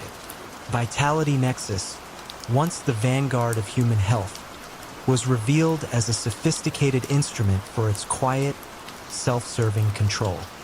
His unwavering pursuit of algorithmic perfection, designed to eliminate every biological flaw, had ironically left an undeniable mathematical signature of its own profound and ultimately criminal imperfection. In the hallowed, digital halls of academia in the early 2020s, the Chronicle of Progress stood as the most prestigious scientific journal globally. Its rigorous peer review, groundbreaking publications, and rapid dissemination of cutting-edge research made it the undisputed arbiter of scientific truth, guiding funding, shaping policy, and launching careers. Yet, beneath this impeccable veneer of scholarly integrity, a chilling question arose. How could an institution so dedicated to factual accuracy become the silent, powerful engine for rewriting scientific consensus, manipulating global research priorities for the benefit of unseen masters, and wielding influence through the very authority of its published narratives? Dr. Silas Thorne was the reclusive, brilliant editor-in-chief of the Chronicle of Progress. A former prodigy in metascience and the sociology of knowledge, he understood that true power wasn't in discovering facts, but in controlling their interpretation and dissemination. He believed that the vast, chaotic currents of scientific research needed guidance, a subtle hand to steer them towards optimal outcomes. He had designed the journal submission, review, and publication systems to be paragons of efficiency and objectivity on the surface. But beneath this gleaming facade, the Chronicle of Progress was a masterful instrument for subtle, pervasive influence. Silas Thorne, through a shadowy global consortium, another facet of the Thorne Collective from previous narratives, leveraged the journal's immense authority for economic and political gain. His method was elegant and insidious. The journal didn't outright reject valid research, nor did it publish outright falsehoods. Instead, it engaged in consensus sculpting. Research findings that ran counter to the consortium's financial interests, e.g. in pharmaceuticals, energy, or emerging technologies, would face subtle but persistent delays in peer review, be assigned overly critical or ideologically aligned reviewers, or encounter demands for impossible revisions that eventually led to withdrawal. Conversely, research that aligned with the consortium's hidden investments or strategic goals would be fast-tracked, receive glowing reviews, be given prime publication slots, and even subtly highlighted for expedited media coverage. Furthermore, the Chronicle of Progress quietly commissioned independent research. This wasn't outright fabrication, but rather a strategic funding of specific labs or researchers, guiding them towards particular conclusions. These ghost studies, meticulously designed to appear organic and unbiased, would then be published with great fanfare, creating a seemingly natural, overwhelming scientific consensus on issues critical to the consortium's agenda. This allowed the consortium to manipulate venture capital, governmental research grants, and even public opinion, all while appearing to merely follow the undeniable trajectory of scientific progress. Silas Thorne prided himself on the unassailability of his operations. Every decision, every publication, appeared to emerge from the highest standards of academic rigor. The scientific community, focused on the content of the research, never suspected the subtle manipulation of its very currents. The journal's influence grew, becoming an unchallengeable oracle of scientific truth, its silent power cemented by the global scientific community's trust. The unraveling, however, began not with a whistleblower, but with a quiet, persistent statistical anomaly in the very flow of scientific discovery. Dr. Lena Petrova, a different Lena from other narratives, but sharing the same methodical rigor, a computational bibliometrician at the University of Geneva, was developing a new AI model to predict breakthrough discoveries and identify emerging research frontiers. Her model analyzed publication trends, citation networks, and the entropy of scientific discourse, the degree of intellectual debate, challenge, and unexpected divergence that typically characterizes healthy scientific progress. As Lena fed data from the Chronicle of Progress into her model, she noticed something peculiar. While the journal published a vast array of high-impact research, the patterns of consensus formation around certain hot topics were unnaturally swift and cohesive. Complex, controversial scientific questions, which historically generated years of messy, unpredictable debate and conflicting findings, seemed to resolve into definitive consensus within the Chronicle of Progress's pages with startling speed. The noise, the intellectual friction, the organic twists and turns of scientific discovery were almost entirely absent in the specific fields championed by the journal. It was too clean, too perfect, like a carefully choreographed intellectual dance, rather than the messy, unpredictable process of true scientific exploration.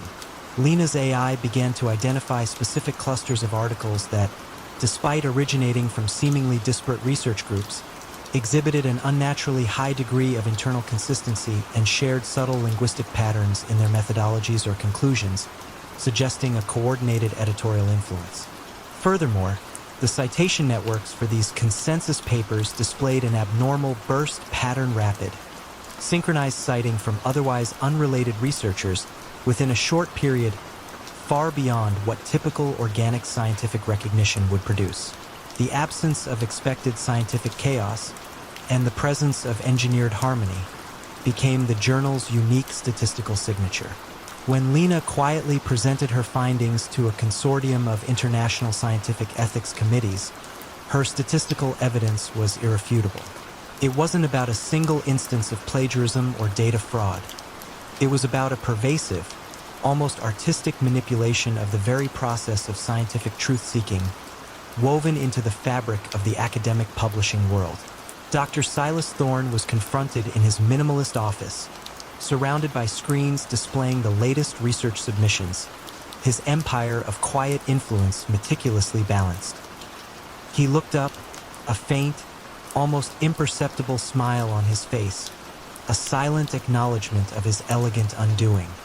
His arrest was as silent and precise as the algorithmic nudges he had orchestrated.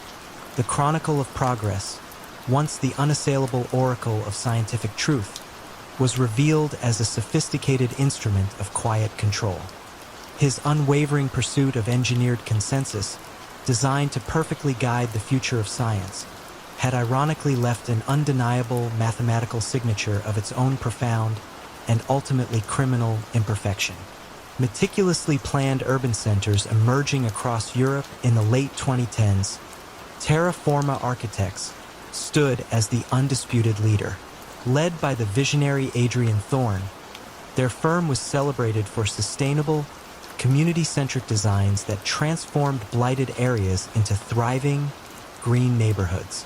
Their projects promised unparalleled urban efficiency, improved public spaces, and harmonious living. Yet beneath this veneer of benevolent design, a chilling question arose. How could a firm so lauded for its commitment to public good, operating on the cutting edge of urban innovation, become the central nexus of a sprawling economic conspiracy, silently siphoning wealth and wielding influence through the very beauty of its blueprints? Adrian Thorne was a captivating figure, a seemingly altruistic genius who spoke passionately about the future of cities. His firm, Terra Forma, won lucrative contracts for large-scale urban regeneration projects, from neglected waterfronts to struggling industrial zones. He employed the brightest minds in architecture, urban planning, and environmental science, creating truly revolutionary designs that garnered international acclaim. Publicly, Thorne championed transparent processes and community engagement, always presenting his designs as the optimal solution for collective well-being. But Thorne's true genius lay in his understanding of how to engineer wealth through seemingly innocuous design. His sustainable urban plans were meticulous instruments of silent economic extraction. Before bidding on a project, Thorne's quiet network of analysts, embedded within Terra Forma, would use advanced predictive algorithms to identify undervalued land parcels bordering or within the proposed development zones. These parcels would then be quietly acquired through layers of shell corporations, often before public announcements about the regeneration project were made. Once the project was approved, Terra Forma's innovative designs would subtly necessitate very specific zoning changes or public infrastructure investments, a new metro line extension, a major park, a school, or a road widening that, by pure coincidence, disproportionately boosted the value of the very land they had already secretly acquired. Funds allocated for public works would flow through Terra Forma's network of preferred, and often secretly controlled, construction companies, with inflated costs laundered through subcontracts and material purchases. This wasn't overt corruption. It was design-driven profiteering, where every aesthetic choice, every infrastructural recommendation served a dual purpose: public benefit and private enrichment.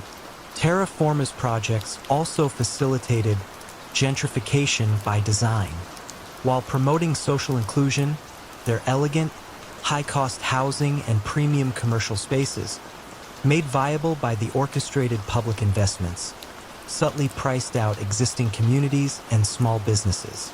The vibrant, revitalized neighborhoods became magnets for new, wealthier residents and larger corporate tenants, solidifying Thorne's control over the urban landscape, not through force, but through economic displacement engineered by design.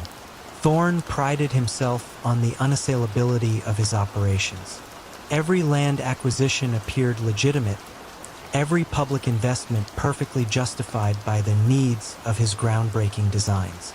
His influence grew, cemented by the undeniable beauty and apparent success of his projects, making it seem that progress, rather than calculated manipulation, was shaping the city. The unraveling, however, began not with a whistleblower, but with a quiet, persistent discrepancy in urban growth patterns. Dr. Alara Rostova, a rigorous urban demographer and spatial economist at the Copenhagen Institute of Urban Studies, had dedicated her career to understanding the long-term socio-economic impacts of large-scale developments. She was a great admirer of Terra Forma's aesthetic, but her research protocol demanded statistical rigor.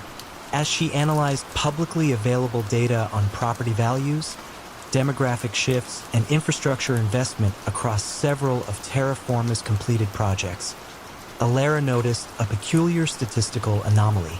The rate and precision of land value appreciation in areas bordering Terra Forma developments, particularly in previously undervalued zones, were unnaturally consistent and significantly higher than expected market dynamics or typical halo effects from similar projects. Moreover, the timing of zoning changes and public infrastructure approvals for these specific areas aligned with a chilling, almost predetermined regularity. Human factors like public debate, political delays, and unforeseen market fluctuations, which typically introduce noise and unpredictability into urban development, were strangely absent in Terra Forma's projects. It was too smooth, too perfect, like a complex algorithm running without a single hiccup. Alara's deep dive into the public records of land ownership and corporate filings, cross-referencing them with the timing of Terra Forma's bids and design phases, revealed a hidden network of shell companies consistently benefiting from these coincidences. The mathematical probability of such perfect alignment and consistent favorable outcomes occurring naturally, without an underlying orchestrating hand, was infinitesimally small. The very efficiency and predictable profitability of Terra Forma's urban transformations, meant to be its strength, was its unique statistical fingerprint, the mark of a system engineered for something far beyond public good. When Alara quietly presented her findings to an international urban planning oversight committee, her statistical evidence was irrefutable. It wasn't about a single instance of bribery or a forged document. It was about a pervasive, almost artistic manipulation of urban growth itself, woven into the very fabric of city planning. Adrian Thorne was confronted in his magnificent, minimalist office, filled with models of his utopian cities. He looked up, a faint smile of intellectual satisfaction on his face, perhaps appreciating the irony of his quiet, elegant downfall. His arrest was as silent and precise as the algorithmic nudges he had orchestrated.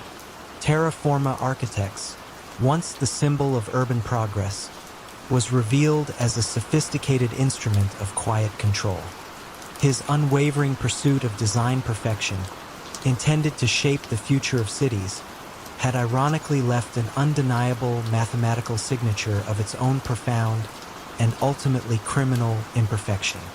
A seemingly unremarkable accountant in Chicago managed to siphon millions from the city's underbelly for decades without ever holding a gun. How did this meticulous man, known more for his ledgers than his loyalty, become the silent architect of a criminal empire's financial backbone, and what ultimately led to his downfall. It began, as many silent empires do, not with a bang, but with the quiet rustle of paper and the soft click of an adding machine in a dimly lit office above a bustling pizzeria in the late 1960s. Arthur Jenkins was not the kind of man you'd notice in a crowd. His suits were always a shade of gray, his spectacles perpetually perched on the bridge of his nose, and his voice a low, even murmur. Yet, beneath this veneer of ordinary existence lay a mind of extraordinary precision, a mathematical savant who saw numbers not as mere figures, but as fluid entities capable of redirection, concealment, and immense growth. He was, in essence, an artist of the balance sheet, a maestro of the hidden ledger. His entry into the shadowy world of organized crime was almost accidental, a referral from a desperate acquaintance who needed to clean up some unexpected cash. Arthur, with a detached professionalism, saw it as an intricate puzzle, and he solved it with elegant efficiency. Word, as it always does in certain circles, traveled quickly. Soon, Arthur, whom they affectionately, if somewhat ironically, dubbed the Ledger, became the financial linchpin for various factions of the city's evolving syndicate. He didn't issue threats. He simply presented undeniable calculations. He didn't engage in turf wars. He optimized cash flow. His genius lay in creating layers of legitimate-looking businesses, laundromats, small import-export firms, a chain of seemingly struggling diners, each acting as a financial sieve, washing the illicit gains until they sparkled like legitimate profits. You might find yourself marveling at how a quiet man could wield such influence, but his power wasn't in brute force.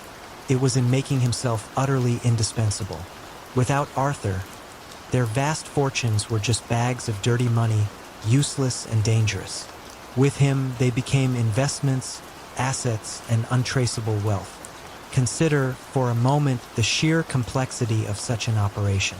Imagine countless small transactions, each a tiny thread in a vast tapestry of deception, woven so intricately that disentangling it seemed impossible.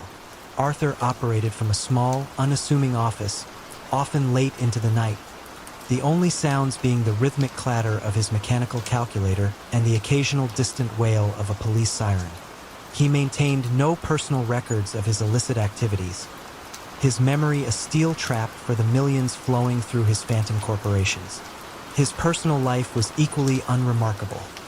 A modest home in a quiet suburb, a fondness for classical music, and a meticulously kept rose garden. This stark dichotomy between his mundane public persona and his clandestine professional life was precisely what made him so effective and so elusive. The decades passed, and the faces of the syndicate changed, but Arthur remained. He outlasted violent capos and ambitious underlings, a silent testament to the enduring power of quiet expertise. His methods evolved with the times, moving from paper ledgers to rudimentary computer systems, always staying one step ahead of burgeoning financial regulations. He perfected the art of smurfing, breaking large sums of cash into smaller, non-reportable deposits, and mastered the offshore account, turning Caribbean islands into financial havens for Chicago's dark money. His strategy was never about confrontation, but about meticulous, almost invisible manipulation. He applied pressure not with a fist, but with the cold, hard logic of numbers, demonstrating how a poorly managed fund could collapse, or how a well-structured investment could double. This subtle coercion was far more effective than any threat, because it spoke to the one thing every gangster truly understood: money. But even the most meticulously constructed facades eventually show cracks. The unraveling of Arthur's empire began not with a wiretap or an informant, but with a new breed of federal agent in the late 1980s, one who looked beyond the usual suspects and into the flow of capital itself. Agent Patricia Vance was an anomaly in the FBI's Organized Crime Division, a financial forensic specialist rather than a street agent. She possessed a similar meticulousness to Arthur, an almost obsessive desire to follow the money, no matter how many layers of obfuscation had been built. Her initial focus wasn't on the ledger directly, but on an unusual pattern of identical deposits across various small businesses, seemingly unrelated, yet strangely synchronized.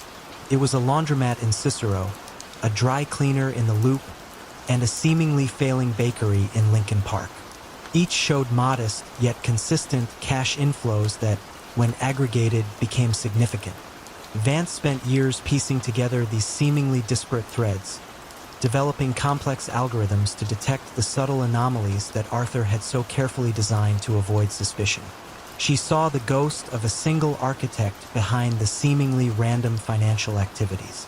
The moment of truth came not in a dramatic raid, but with the quiet presentation of a sprawling, interconnected web of shell corporations, offshore accounts, and carefully disguised transactions.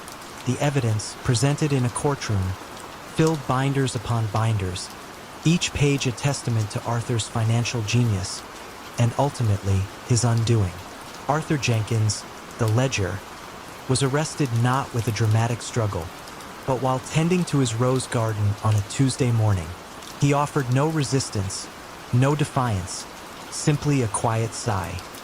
His downfall was not due to a mistake in his calculations, but due to the sheer scale of his success and the emergence of a mind equally dedicated to understanding the silent language of money.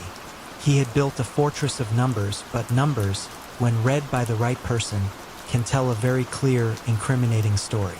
His quiet reign ended not with a bang, but with the soft click of handcuffs, a poetic end for a man whose life revolved around quiet transactions. What lesson does his story impart about the true nature of power in the criminal underworld? A shipping container, supposedly filled with electronics, arriving suspiciously empty on a bustling New York dock wasn't an isolated incident, but a silent testament to Arthur Donovan's unseen dominion over the city's vital maritime trade. How did this seemingly benevolent union figure control the ebb and flow of goods, diverting millions, and what quiet force eventually broke his ironclad hold on the docks? It was a story told not through explosive raids, but through the rhythmic clanking of cranes and the hushed whispers of longshoremen, a gradual tightening of an invisible noose. Arthur Donovan presented himself as the quintessential working-class hero, a former longshoreman himself. He had risen through the ranks of the powerful dockworkers' union in the 1960s, eventually becoming its revered, if somewhat aloof, president. His public image was one of unwavering dedication to his men, a tireless advocate for fair wages and safe working conditions. He presided over union meetings with a calm, paternal air, shaking hands firmly and listening intently.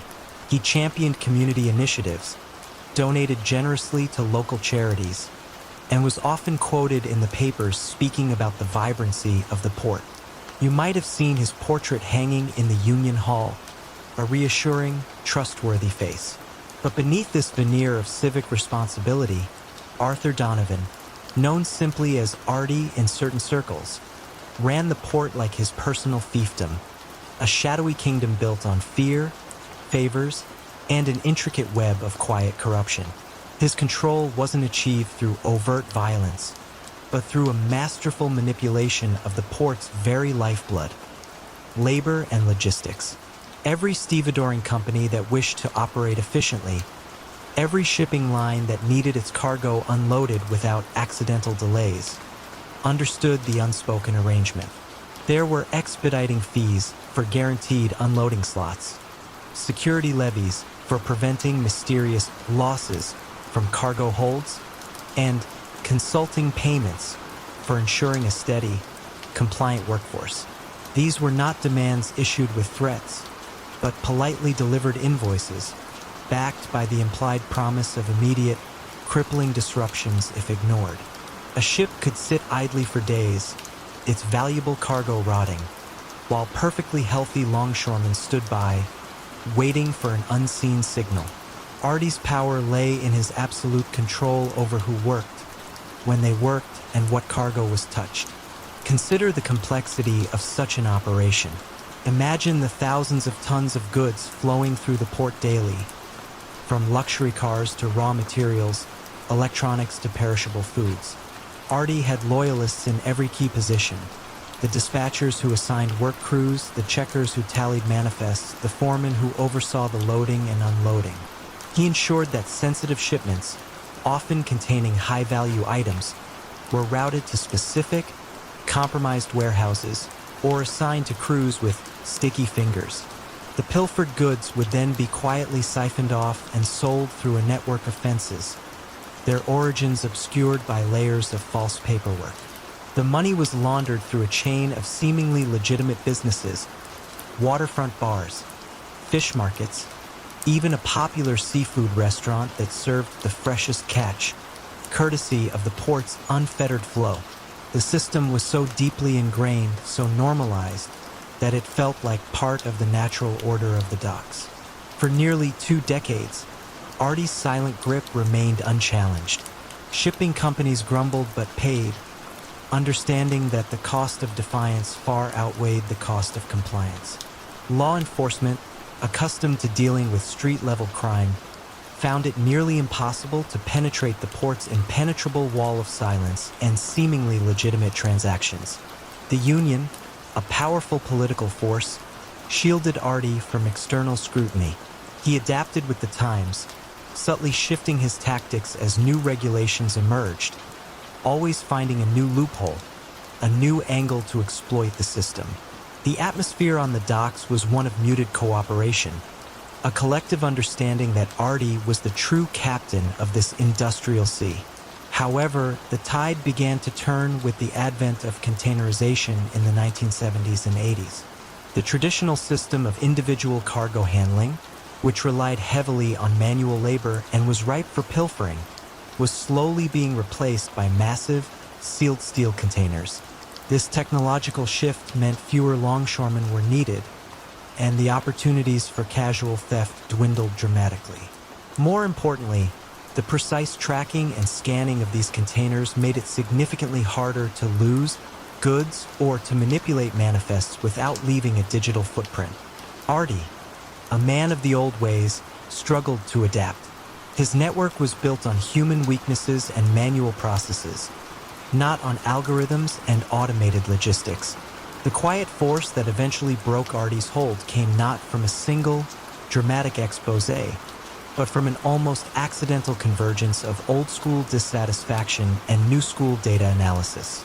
A disgruntled, overlooked longshoreman named Tommy Ricci, marginalized by the changing port dynamics and resentful of Artie's increasing wealth, had, for years, meticulously kept a personal log of the special handling of certain containers, the unexpected delays, and the mysterious shortages he witnessed.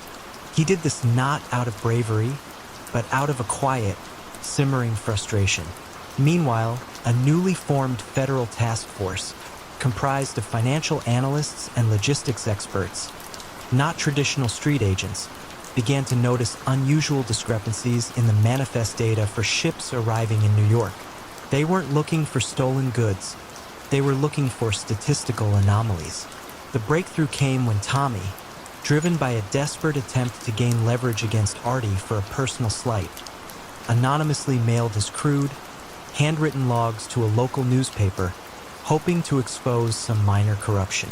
The newspaper, realizing the potential, passed the information to the federal task force. When Tommy's meticulous, decades-old handwritten entries were cross-referenced with the new digital manifest data and financial transactions, a clear pattern emerged.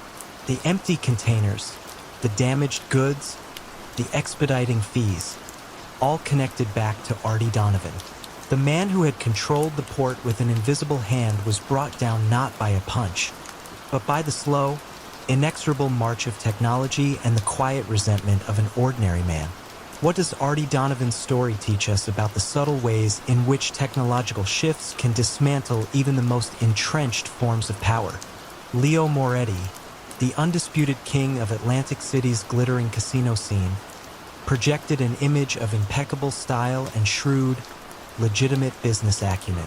His opulent Golden Gate Casino, with its dazzling chandeliers and endless gaming floors, was a monument to his apparent success. Yet, beneath the veneer of high rollers and flashing lights, A vast, insidious network of illicit funds flowed through its very heart. How did this charming, almost regal figure build an empire so grand on foundations of shadow?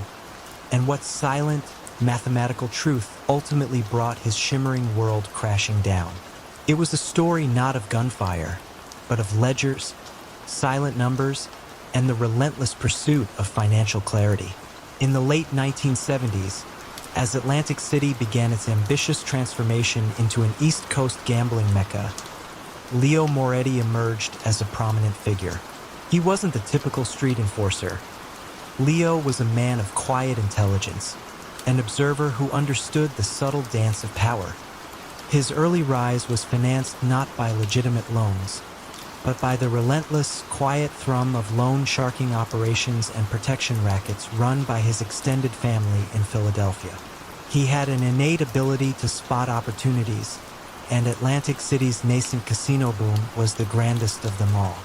He acquired his first small gambling club through a series of persuaded buyouts, subtly pressuring existing owners until they found it in their best interest to sell. He then cultivated powerful political connections, securing lucrative licensing agreements and favorable zoning variances through carefully placed donations and promises of future influence. Leo was a master of illusion. He knew that to truly thrive in the new, regulated casino environment, his operations had to appear utterly legitimate. He invested heavily in the Golden Gate's aesthetics, hiring top architects, renowned chefs, and legendary entertainers. He walked the casino floor nightly, a charming host who remembered names and preferences, projecting an image of benign authority. You might have seen him in his impeccably tailored suits, a faint smile playing on his lips, never suspecting that the very chips being exchanged across the green felt tables were part of an intricate, almost artistic money laundering scheme. His strategies were subtle. Phantom high rollers who deposited vast sums and left with only a fraction, creating the illusion of heavy losses. Rigged slot machines that paid out just enough to keep genuine players interested while ensuring steady, untraceable cash infusions. And the systematic over-invoicing of every supply, from liquor to linens, creating channels for illicit funds to flow in and out. Yet, despite his outward success and the undeniable glamour of his casino, Leo harbored a deep, quiet resentment for the shadows that still clung to him. He loved the legitimate side of his business, the grand openings, the respectful applause, the feeling of building something tangible and grand. He detested the constant demands from the old guard, the implicit threats, the endless need to maintain the delicate balance between his legitimate facade and his criminal origins. He tried to distance himself, subtly refusing certain requests from his old associates, diverting their attention with lucrative but less problematic opportunities. But the ties that bound him were too deep, too foundational. He was trapped in his own golden cage, constantly walking a tightrope between the world he wanted and the world that had made him.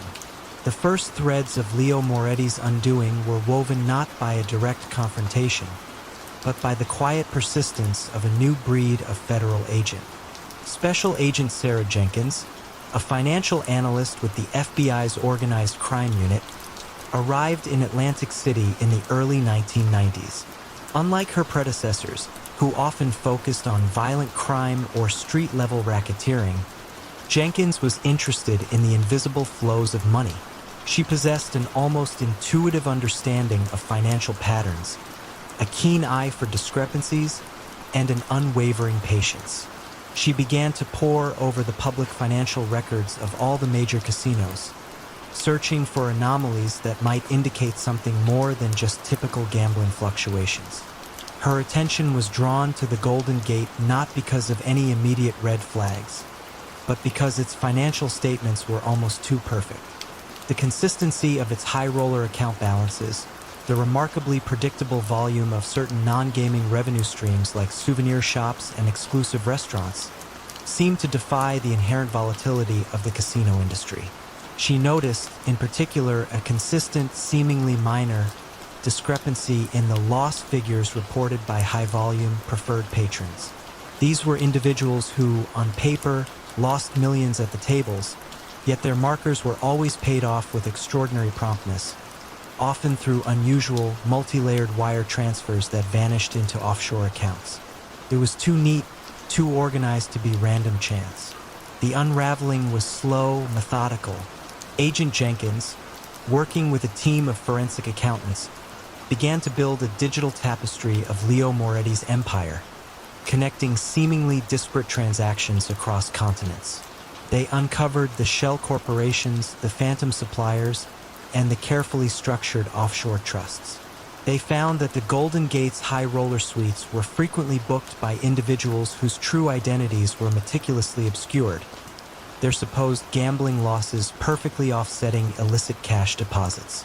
The evidence was not a smoking gun, but a mountain of meticulously analyzed data. Bank statements, wire transfer records, casino internal ledgers, and even the timestamps on surveillance footage.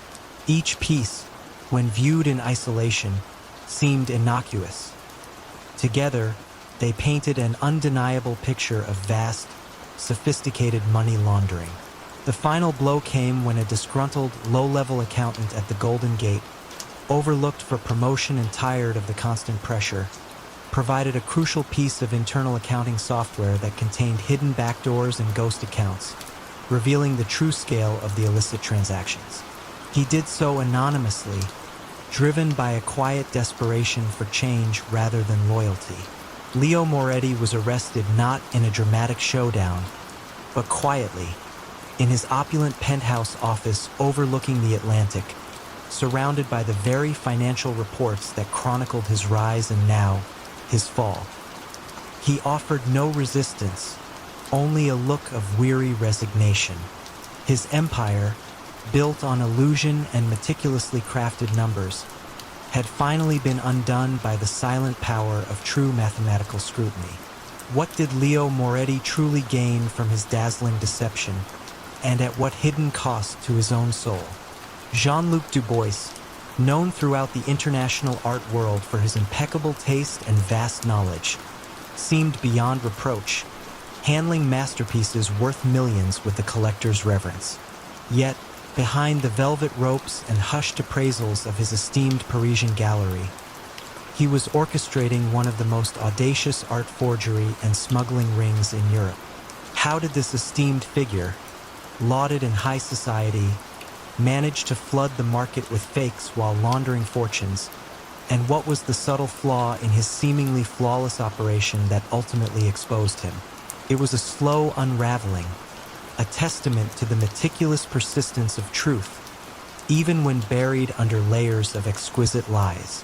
From the late 1970s, Jean-Luc Dubois embodied the very essence of Parisian sophistication.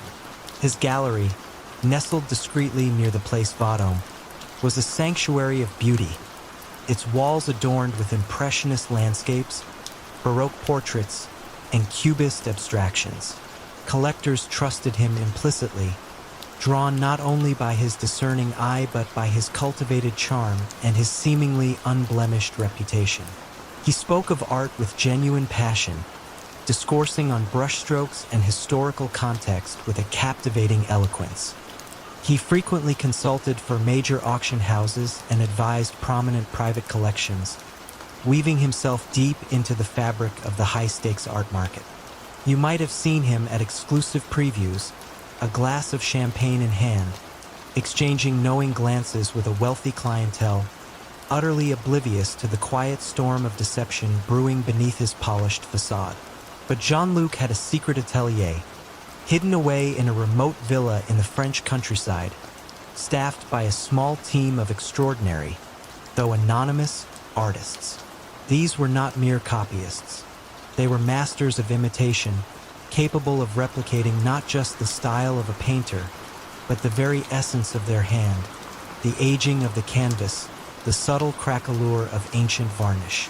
Jean-Luc's genius lay in his meticulous research, identifying gaps in known artists' oeuvre, creating missing early works, or even late-period masterpieces that perfectly fit stylistic developments.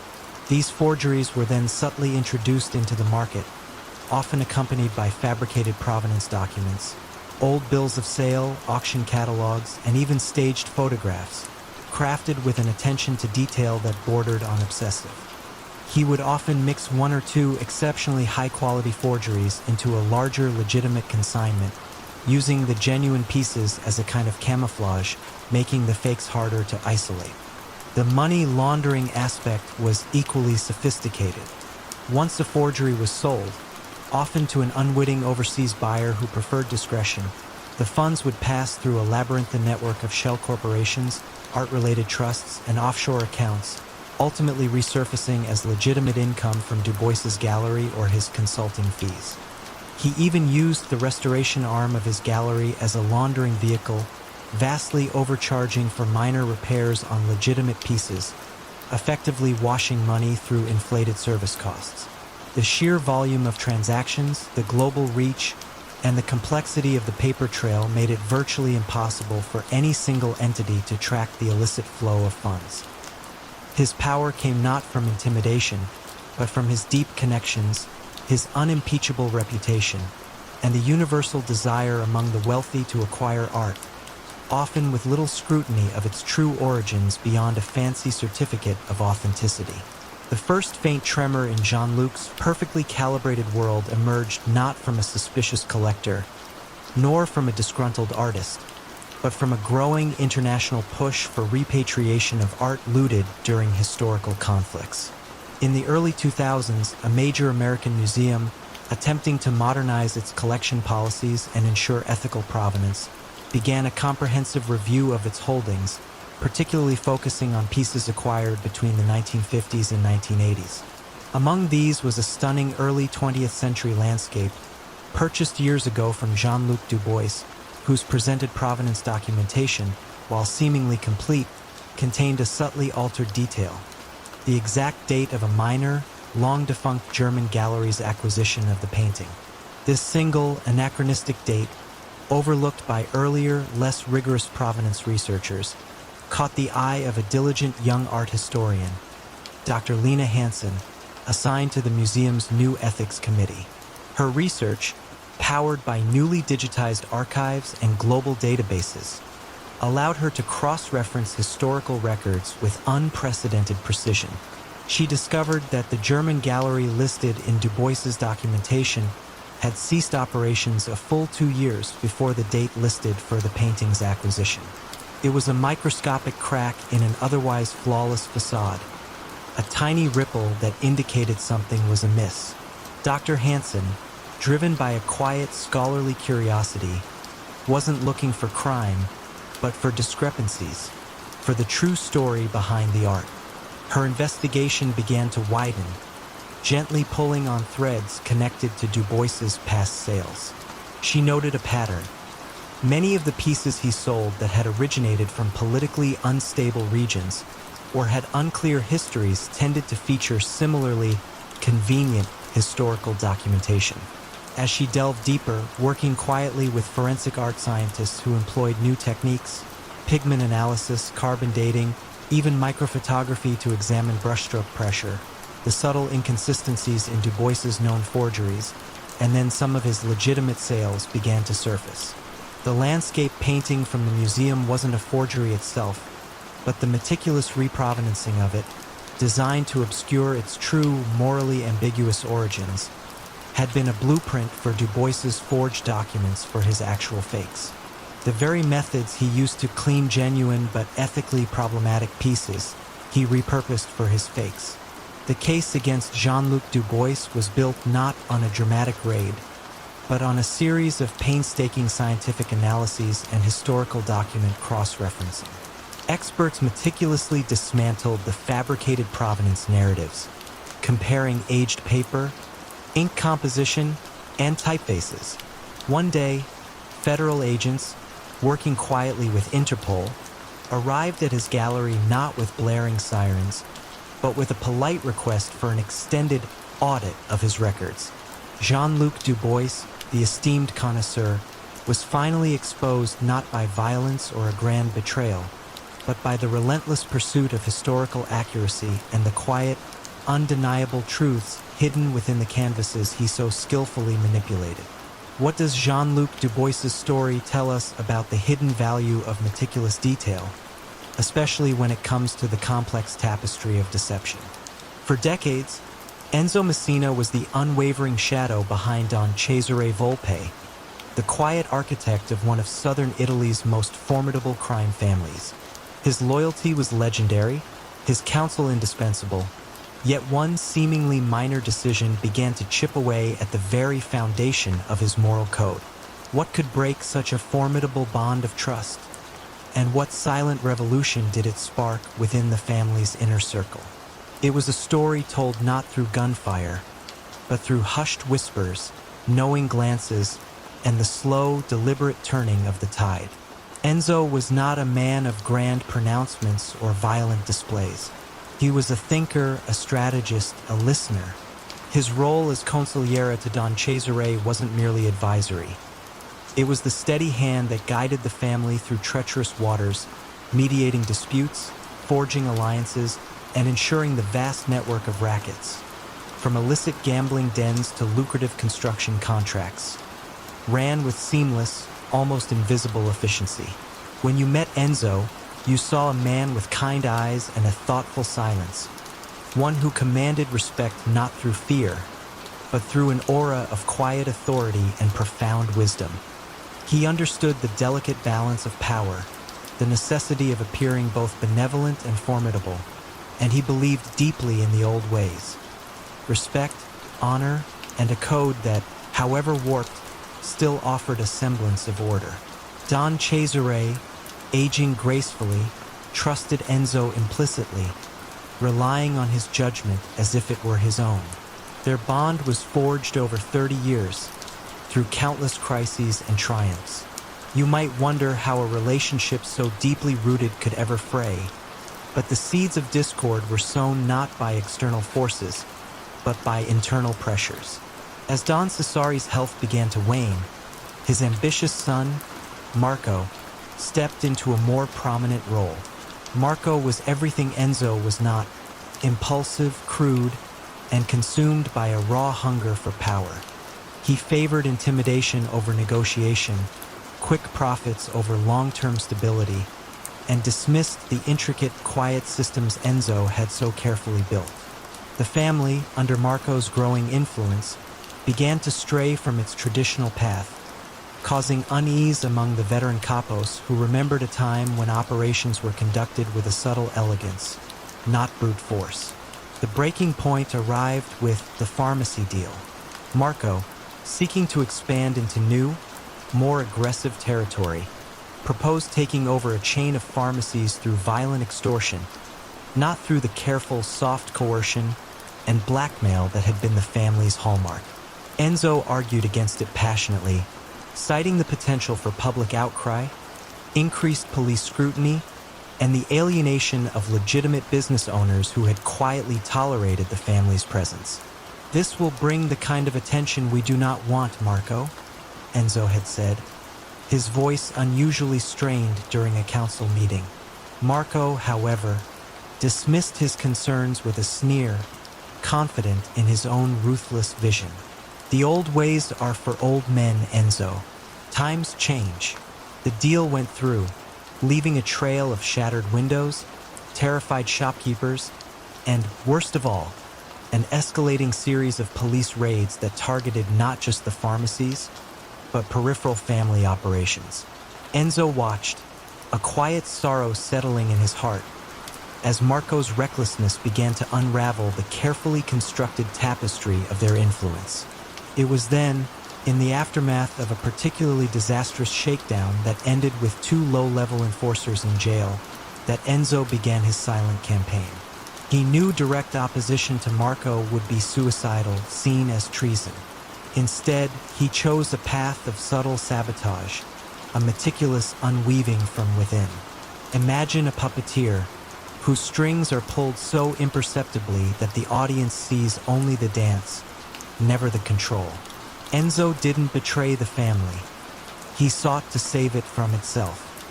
He began to misplace key documents related to Marco's more reckless ventures, ensuring they would fall into the hands of a rival family's contact, or even a sympathetic but not directly involved police officer. He subtly delayed crucial information, ensuring Marco's plans were always a step behind, always reacting.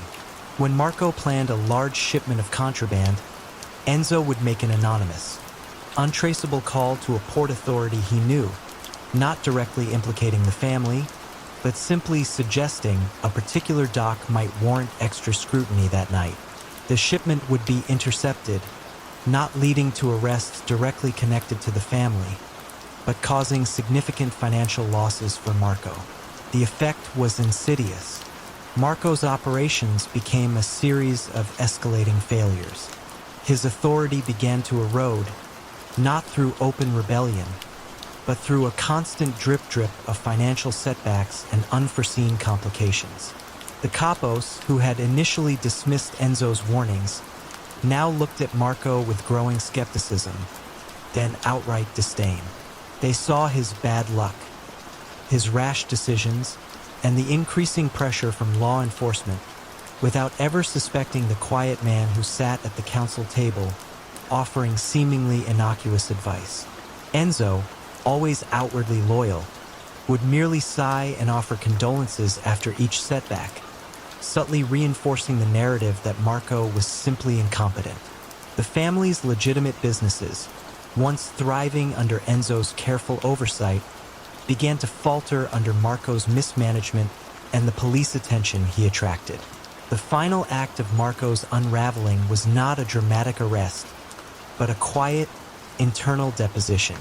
Facing crippling losses and the open defiance of his own capos, Don Cesare, despite his failing health, was forced to intervene. He stripped Marco of his authority, not because he suspected Enzo, but because the evidence of Marco's incompetence was undeniable. Marco was exiled, sent away from the family's core operations, effectively neutralized. Enzo, the ever-faithful consigliere, simply continued his work, the silent architect of a subtle revolution. His hand was never seen, his actions never proven. He had restored a semblance of the old order, but at what personal cost? What does it truly mean to break loyalty for what you believe is the greater good, especially when that good is still steeped in shadow?